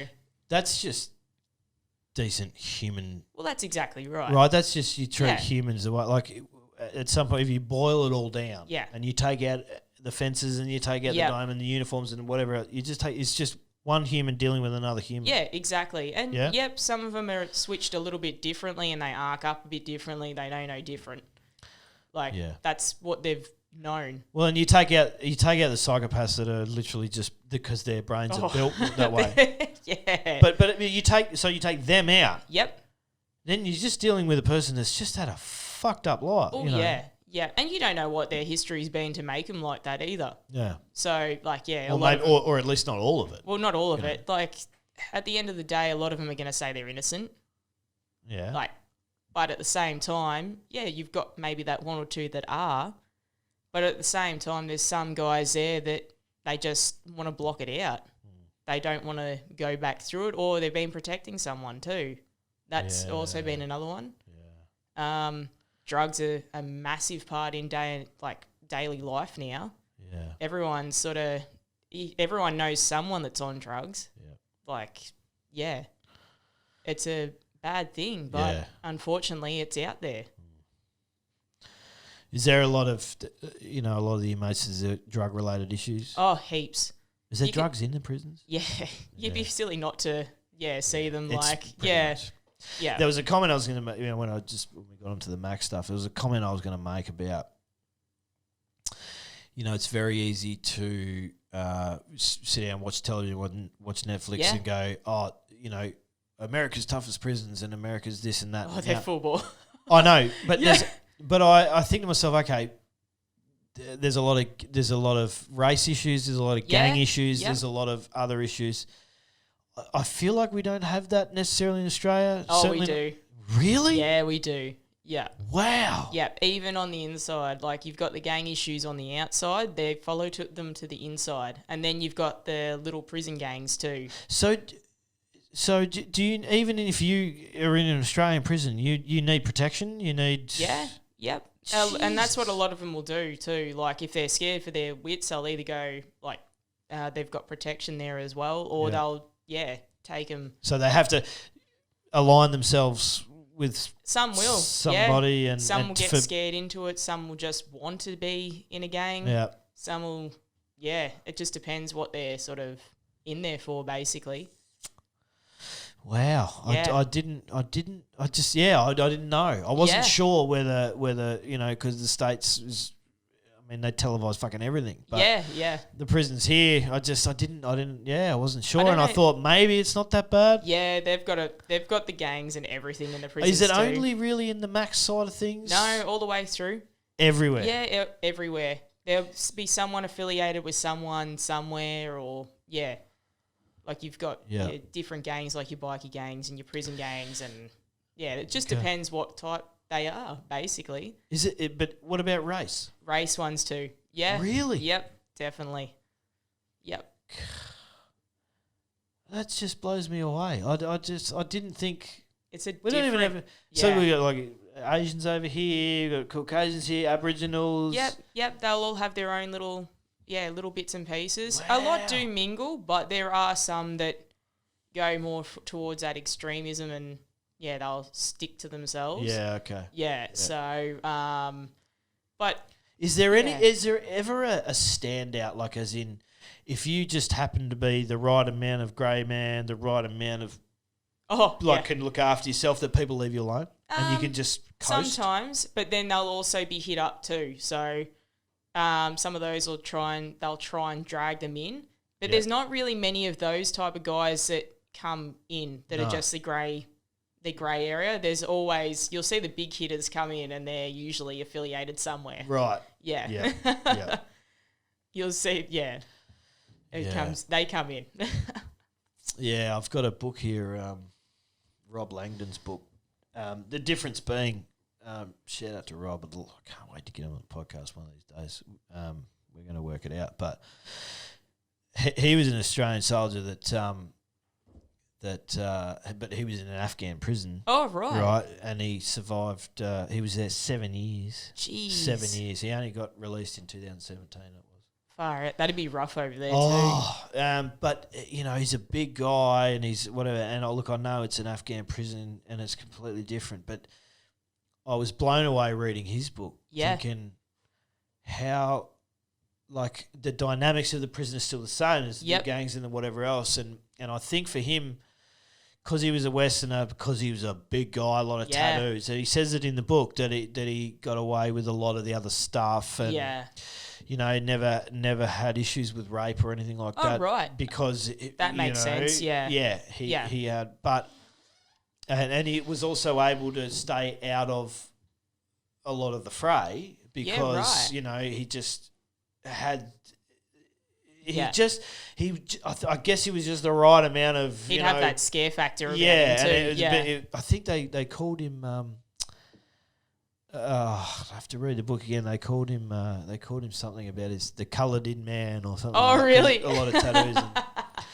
And, but that's crazy, man. That blows me away. Yeah. So how many years were you in corrections? I was 4.5 years. Wow. So it gave, like, being in all the different ones. So Fulham, Junee, and then up to Queensland.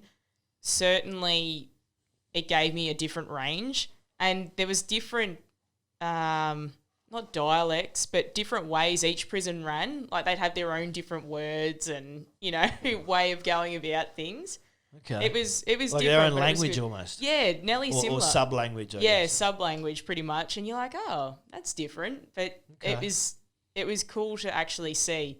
Like, you'd see a prisoner and you'd have a bit of a chat to them and they're like, oh, you're not from around here. And it's like, oh, you picked that up pretty quick. Because I guess they've got nothing better to do than to suss out their screws. Oh, they've got 24 hours of the day, 7 days a week. Yeah, to think up whatever they want to. Yeah. So, wow. Yeah, especially if they don't have books or anything to keep them entertained or, study or anything.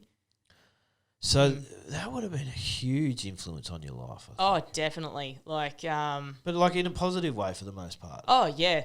Probably more so persona-wise as well. Okay. Like, I do understand that I'm fairly forthcoming. Yeah. Which is... You're not the girly girl. No. Whereas I used to... Like, when I was in high school and everything, I was quite reserved. Okay. Bit of a loner, stuff like that, until I got into my high school years. And you're like, fuck this, I'm not doing it anymore. And I'd sort of sit in the library or something, whereas now I'm really outgoing and quite driven when I want to do something. Yeah. Do you think that part of that was built out of that period of your life working there, or did you have that before you got there? I think I had a little bit before I got there, but that was certainly part of it as well. Yeah. When I was going through training, I was second guessing myself, like, academically and everything, going, don't know whether I'm going to be passing these tests or not. Yeah. So I was kind of second guessing, and then once it come to practical side of things, that's where I'd succeed in. So I wasn't the best at the academic side, but practical wise, I was like, let's get in there. I can completely, get on board with that. I'm the same. Sitting down and doing the books and whatever else, like I'll find my way through it. Yeah. But stick me in the like what I do now. You stick me in the plane and get me out there doing the actual job. Yeah. And then I'm all over it. And that's where you'll see the actual magic happen. Yeah. And that's where I really rely on good trainers. You know, definitely. I really love training. I'm all about, you know, every aspect of training, but I love it when I see good trainers. Oh, yeah, definitely. And ones that can, you know, adapt for that particular site. Yeah. And even they can take the bookworm Yeah. and the real smart that's just get Yep. 99% in tests on the ground, and then take them up in you know, to the practical environment. Yeah, right? definitely. And they're all just like, Yeah. because they're not there in their book and then out of their comfort zone. But a good trainer will take them and go, okay, no worries. Same with someone who's, you know, perhaps not as good with the books, and they go, all right, no worries. But out, you know, and when we get in the practical area, we're like, step back. Let's do it. I got this shit, you know. I gotta make this my bitch. Yeah. And that's the thing. You know, good trainers, you can, you know, exactly. you can get anybody where they need to be as long as they are prepared to be trained. And they will take on board, and you're a good trainer. Yeah. And you can just about train anybody to do anything. That's what exactly. I reckon. You know, for the most part. Yeah. Yeah. All right, so man, we could talk about that all day. Heaps.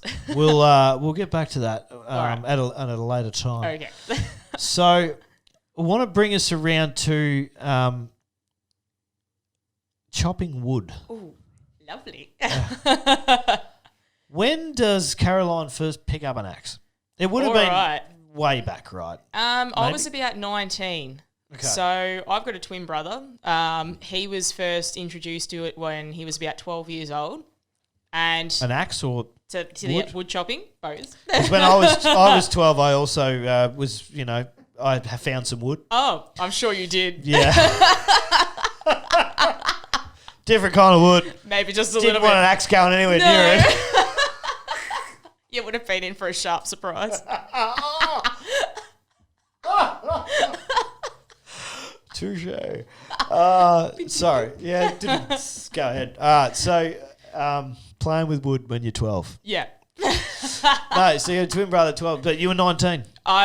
So when I was 19, that's when I started picking up the axe. My stepfather had been training my brother for years, and I was going to the wood shops as well when I was coming back to visit. When I finally come back home, I decided to give it a shot myself. Okay. Okay, so let's just picking up an axe. We're not talking about chopping wood for the combustion heater. We're talking about actual chopping blocks, blocks, fucking you know, big tree trunks. Yeah, you know? Pretty much. So basically, we'd be cutting trees. Yeah. So they'd be probably, the ones I started cutting were about 14 inches in diameter. So they were probably about that size. And they were hardwood. So we were cutting stringy at that stage. And I believe my introduction to it was my stepfather would open up the block. So he put 2 hits in, 2 hits on the side. So I actually had the angle. Yep. And I had this old little RVika, it was called. And it's not a very known, it's an old brand. But this little axe was so sharp. Like, I mean, it was a little mean machine, this axe, and it was probably only about 5.5 inches long. All right. So hang on. So okay. You're chopping. Okay, so we're talking about like competition wood chopping here, but yeah. Is this a competition that just happens every year in the local, like? Is there an Australian competition that's definitely every year? Pardon my ignorance, because that's what we're here for. No, that's so it happens all around Australia. And you grew up knowing about this? I knew about this, yeah. So we used to do all the local ones around East Gippsland. So we had, our usual run was Bensdale, Omeo, Orbost, Swifts Creek was at that stage. We'd go up a little bit further to Terrelgan. Yep. We'd also do Yarram. Where else did we go? Oh, we went to New South Wales, so we'd go Bombala, Pambula, Toowoomba, which is just out of Eden a little bit. Yep. We'd also go to Eden.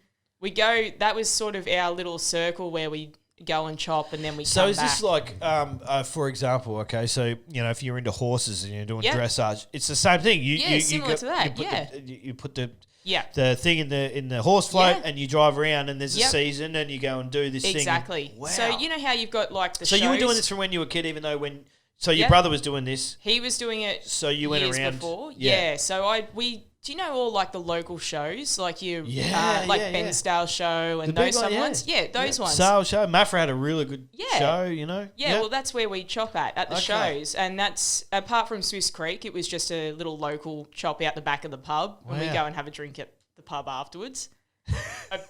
Hopefully not before. No, That's why you still got Yeah. 2 legs, right? and all my toes, And all just your to toes. clarify. Jeez. Yeah. But so yeah, we used to travel around to all those. We'd get up early. Mum would pack our lunches. She packed a mean feed for us, like Yeah. all the time. Well, you need And, it. oh yeah, we were hungry. Like So, who do you bring your own wood? No, who supplies the wood? So we used wherever to- you go into the yeah. place. So whichever club we chop at, Okay. they'd do the wood. So Yeah. Bensdale Show and everything, that was our own club. So North and East Gippsland Axemen's Association we were. Okay. And we go from Bensdale right through to, Malakuta, you might as well say. Yep. And all the way up to the border. Yep. And then we'd supply the wood for that. So we'd go out, maybe 2-3 weeks before the wood chop, and we go and get the wood, bring it back to the pit, and we'd store it. And then when it was time for the wood chop, we'd actually bring them all out in the morning or the night before, set it all up, and then off we go again. That's mad. Yeah, it was good fun. Good fun. You just go and you'd get like you go out into the country, find a tree, Yeah. Well, and like fell a tree, then go, all right, this one will be good. And we it had has to be 200 acres. maybe a certain amount of Yeah. yeah. Or we'd have training blocks from whatever was coming from where we also got the blocks with the with the guys that we'd gone Yeah. out getting the wood with. But a competition the competition would specify a particular diameter of tree or, Yeah. or log or whatever that you're going to Yeah. cut, right? So usually it'd be 11 or 12 inch. Yeah. The butcher's block would be around a 14 inch, which is a 2-man butcher's block. So 2 people would be cutting it. yeah. So you'd have one person get on to cut the first half, and then the second person to get on to cut the second half. And you'd want to hope you were the second half because it was a smaller half. Wow. So you're doing so, all right, cool. So but you were going around to all this stuff when you were a kid. Yeah. Watching your brother and your stepfather doing That's their it, thing. yeah. Okay. So let's go back to you're 19, you go home and you're like, bugger it, I'm going to have a crack. Yeah. I'm going to pick up I an also accident. thought I could beat my brother, which has never happened, mind you.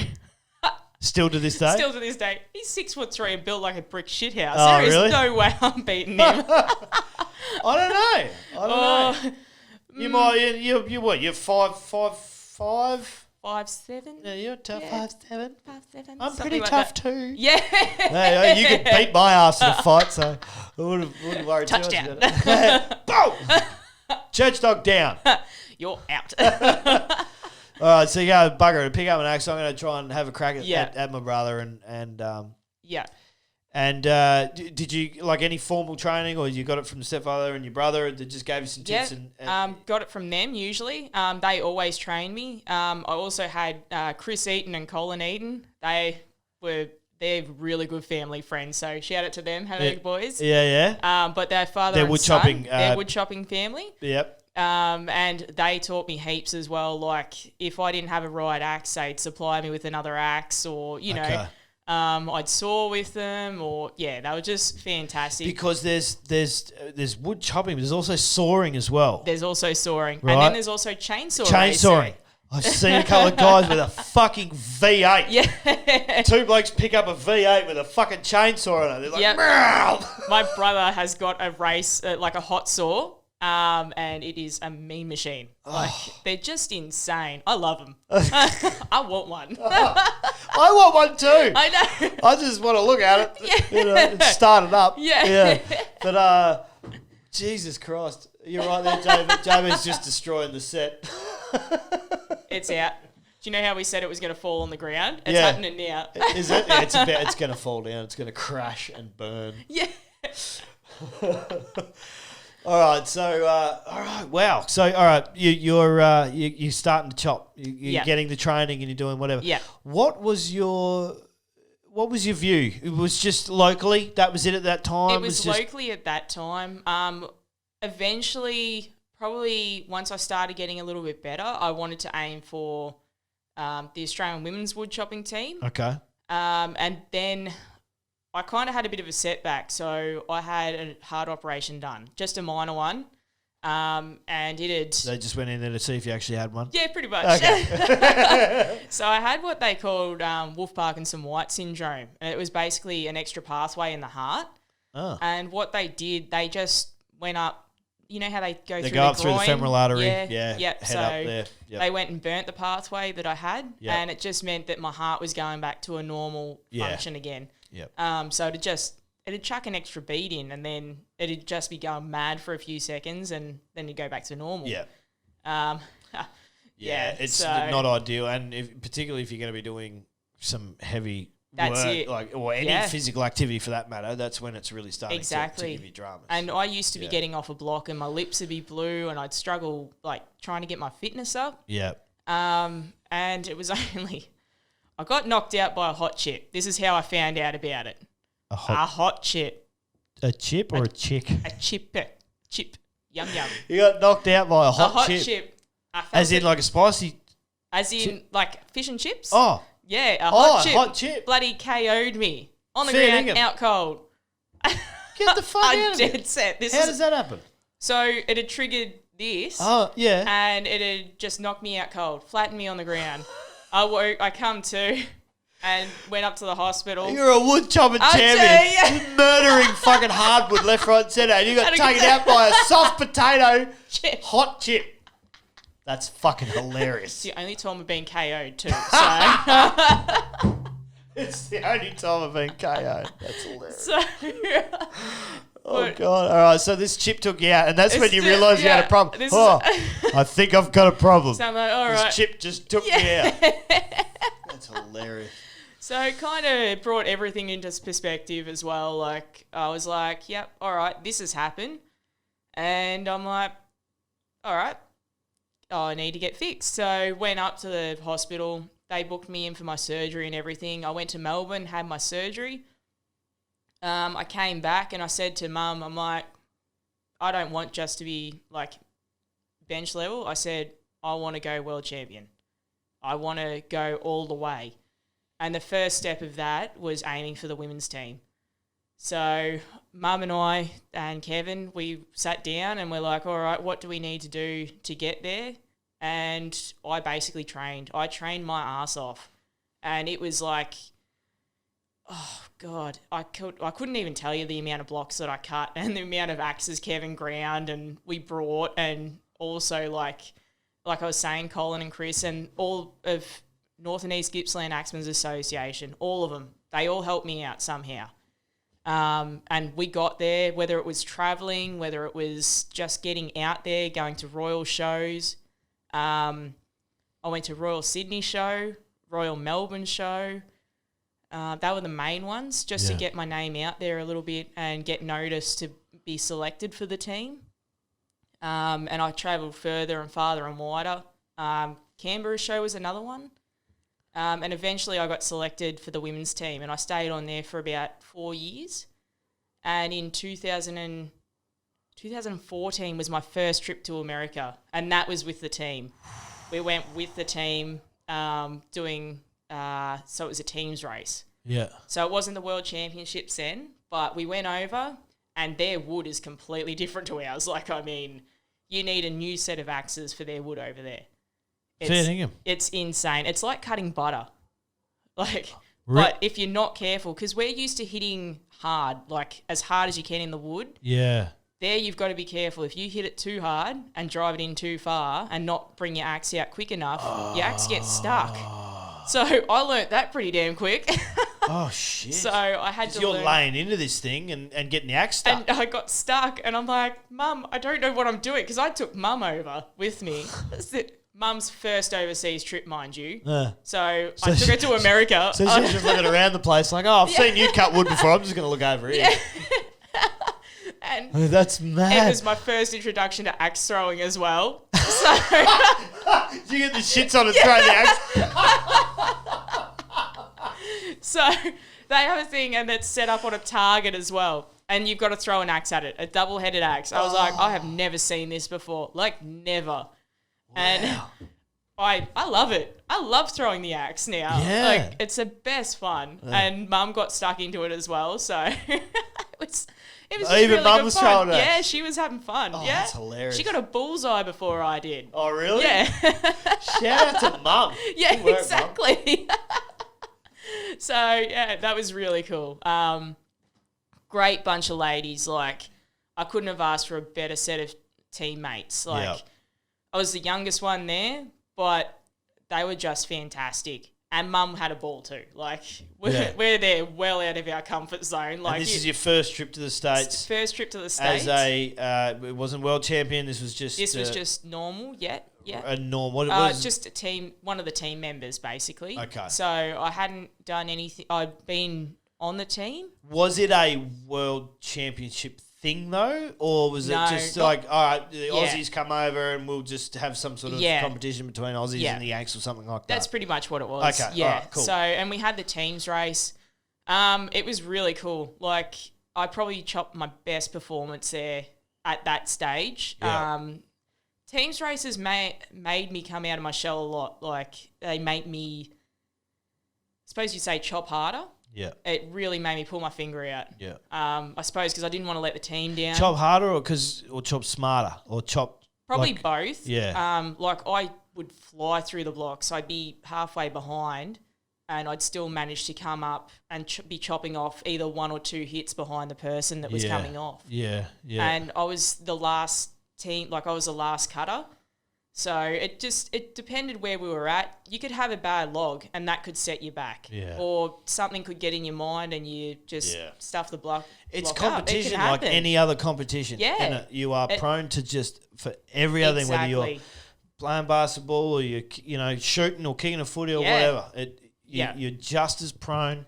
Definitely. Yeah. Yeah. Yeah. And the American ladies are fantastic. Like, I absolutely love them. I bet they're an absolute hoot, mate. They're freaking fantastic. Yeah. You have a beer with them and everything, and they're just, they're crackers. I love them. They'd love you guys as well. Like the Aussies coming over. When it's comp time, it's comp time. Yeah. But once the comp's done, you're mates.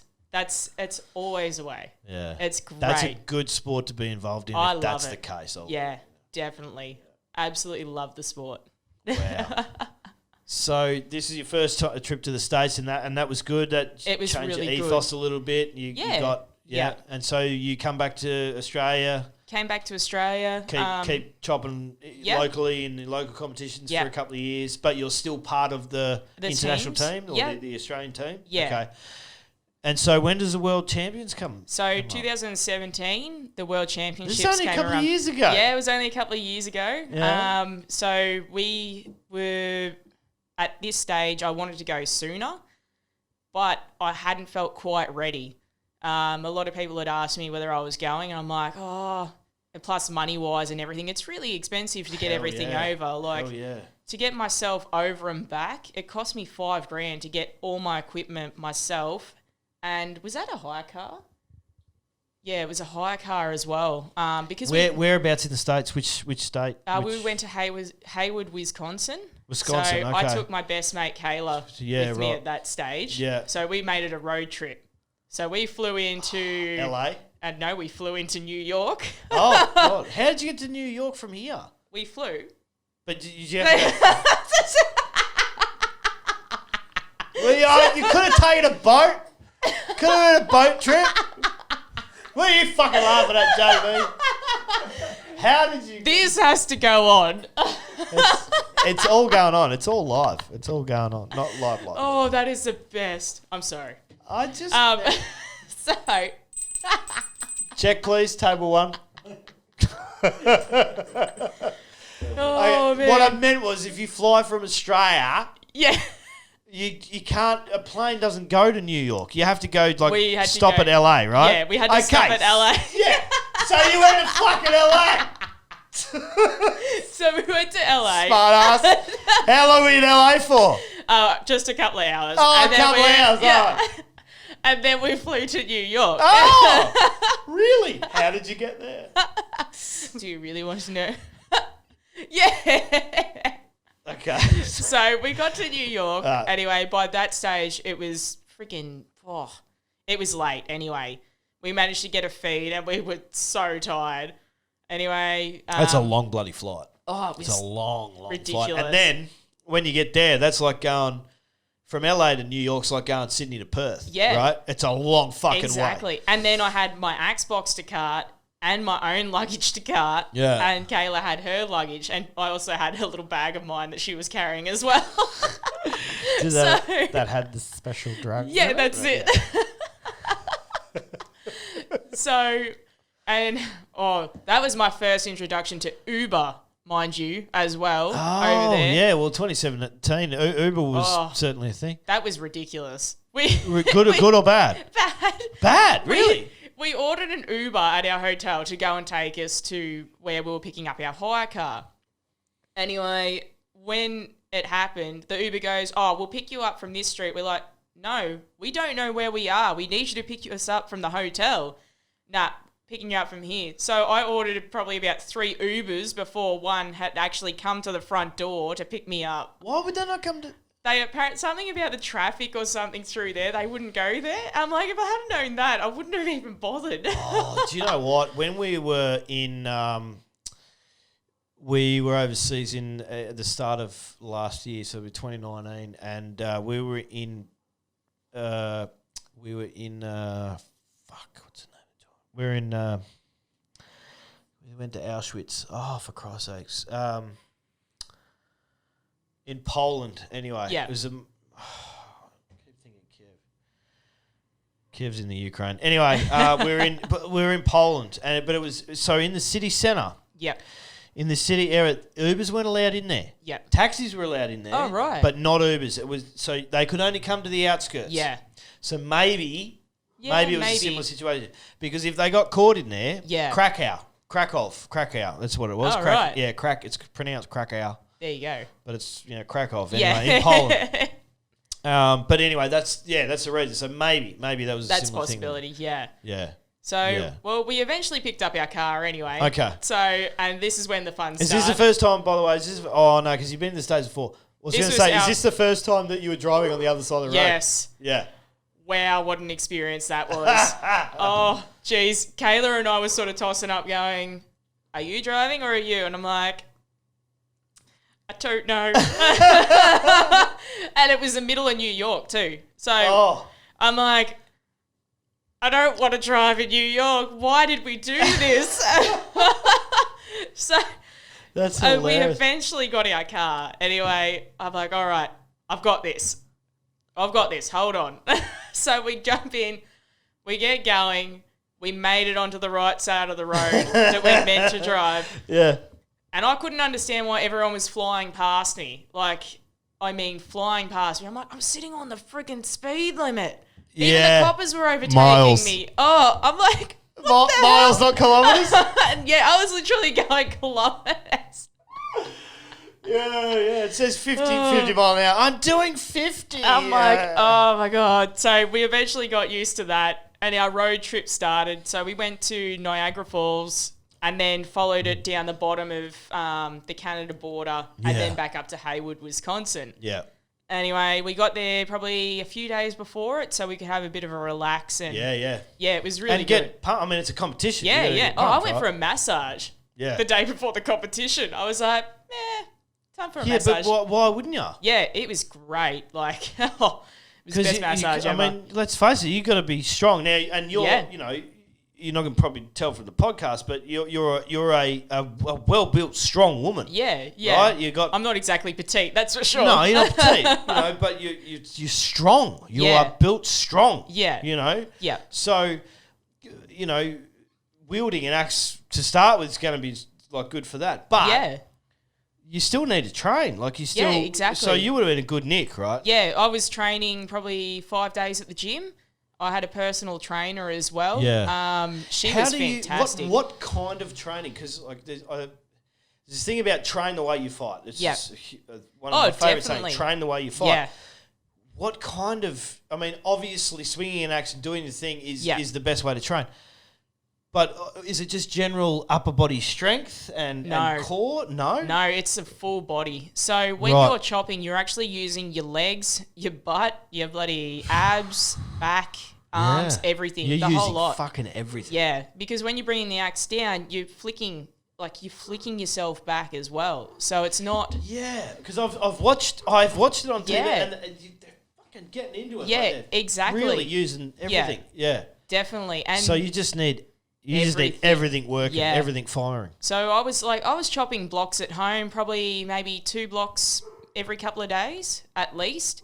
And then my trainer, she was also absolutely hammering me at the gym. Like, she was fantastic. Yeah. But yeah, she'd get me into like a high intensity workout with weights as well. Yeah. So not CrossFit, but she'd change it up. So one time I'd be doing weights, the next one I'd be doing running around everywhere, or I'd be hooked up to a bloody, it's like you've got a harness on and you're running, I can't remember what they're called.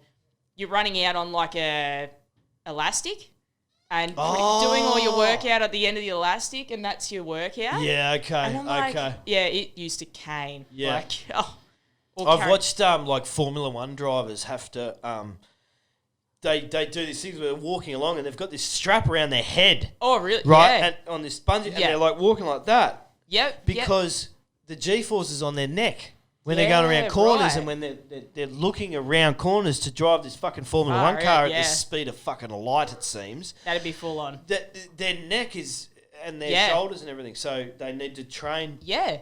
Pardon me, train their neck like that. Yeah, exactly. You know? Yeah. So you do all right. So you're in good nick. You're feeling good. You got there a couple of days to get a massage. Yeah. And then the competition. Did the competition last over a day, 2 days? It's a week. So we had a Goes full over a week. week. Yeah, and there wasn't just the underhand, which I was going for. There was also soaring. So there's different categories too, different categories. So you've got male, female. Yeah. And then you've got different comp. So you'll have women's underhand. Yeah. And that's different soaring. styles of chopping. That's it. Yeah. Okay. So the women underhand is the one. It's my forte. That's the one I'm mainly trained in. Yep. Soaring is another one. So single soaring, and there's also double soaring. Yep. So this is also in the males and the females, and there's different size blocks. Okay. The men usually cut Makes a sense. 12 and a 13, I think, and a standing as well they cut. Yep. And tree. So the one where they climb up the side and cut up the top of the tree, and then they climb back down again. Oh, one of my best mates is an arborist, and I've watched him fell trees, man, and it's just the craziest thing I've ever seen. I can't get the nerve up to get on those boards. Crazy. Yeah.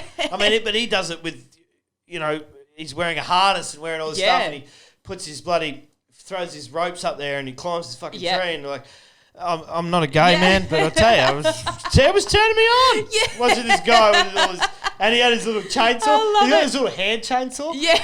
And it's like just hanging off his belt, like doo-doo-doo-doo. And then every now and again, he's just like clip it off his belt. Just cut shit off. One. Yeah. And then whoop, back on his belt, and it'd just be hanging around. Yeah.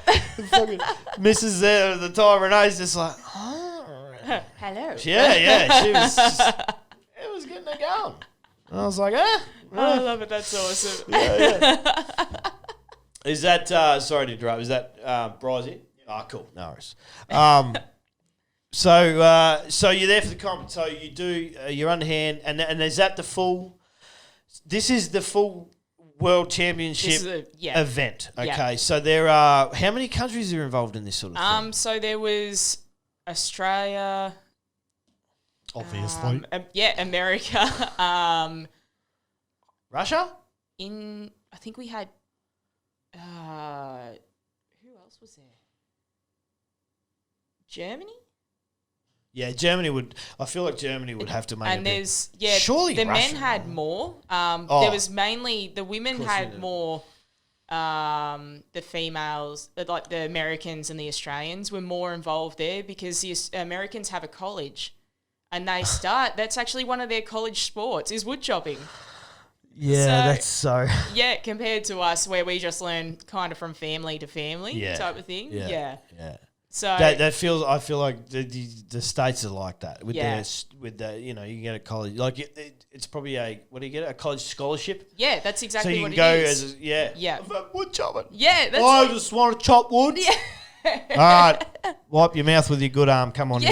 in. And it was really cool actually that they had that. But I'm like, we don't have that here. So That's in for sure. All right, so you're in the female comp. There's a bunch of countries being, Yeah. and so it goes over a week. Yeah. And you're chopping your heart out. And so how many people in the Australian team? How many girls in the Australian team? There is 9. There was 9 all up. There was 9, but not all of our team were over there. So we didn't go over as a team this time. Okay. We were over there individually. Okay. So there was probably, I think there was 5 of the team So you're kind of members. representing Australia, but you're representing Yourself. Okay, Yeah. not necessarily as the team. All Yeah, right. that's it. And who decided? Was just who had the money to go and whatever Pretty else? much, yeah. So okay. if you also had to apply, and Okay. so you'd send in your application, Yeah. get someone to verify that you were actually good enough to participate, Sure. Yeah. and send through some of your rankings as well. So I had a couple under my belt of a couple of firsts and seconds. And you'd been in the stuff. States before as well, And too. I've been there before. Right. So they kind of knew who I was. And then I got someone to verify that I had actually proved myself being able to compete in those events over there. Okay. So, and then they run off heats before you can actually go to finals. Ah, right, Yeah. right. So it's a proper competition. You're going to do like a mini competition. What was there? There was probably about 40 females, I think, Okay. competing there. So 30, 40 roughly. Wow. Yeah. So it's a big comp. Yeah. All right. So the big question: how'd you go? I won. So I went through all of it, which was You really cool. won. It shocked me. For the female division, For the female underhand division. female underhand division, Yeah. in the world Yeah. with multiple countries, Yeah. including the United States, Yeah. and you nailed it. Yeah. It was my first You nailed world title over there, and I managed it. Your first? My first world title. So You've got more than one. no, this was only one, Okay. but it was my first one I'd But been it's- to. Yeah. So the first time you go on a yeah. like a multinational Yeah. competition, yeah. and you just wander in there, yeah. chop a piece of wood in half, Yeah, pretty much. like in style, Yeah. and just nail it. And I didn't actually think that I was going to get that far. I thought, maybe a 4th or something, but I didn't think I'd do that well because when I first got there, my first round, I was chopped it in like 43 seconds or something. I'm like, oh, geez, I really need to improve if I'm going to get anywhere. And I slowly started over the next 2 rounds. The next round, I cut 10 seconds quicker, I think. And then the next one, I ended up cutting a few more seconds off. And by the time I cut my final, I got it down to 28.11 seconds. 28.11 seconds. That was my time for my final. How big was the piece of wood? It was 11 inches, yeah. 11 inches. Yeah. Okay, so basically the size of my Yeah. dog's neck. No, Yeah. that's a big bit of wood. Yeah, it is. And 28 point and it's softwood over there too, mind you. So you got to be careful. yeah. You have to manage. You can't just hit it as That's fucking it. hard as you can. You have to manage. Yeah. You have to manage your angle. You have to manage how quickly. You don't want to bury your Yeah. shit in there. And I Holy shit. I can remember standing on the block and going, you know what? I've made it to the finals. Whatever comes now is a bonus. Do you think that relaxed you maybe? It did. And you're just like, you know what? Fuck it. I'm having a good time. Yeah. I'm enjoying myself. Exactly. And you just nailed that piece of wood. And I cut the best cut I have ever cut. It was so neat. I didn't step in like I usually do, or it felt right.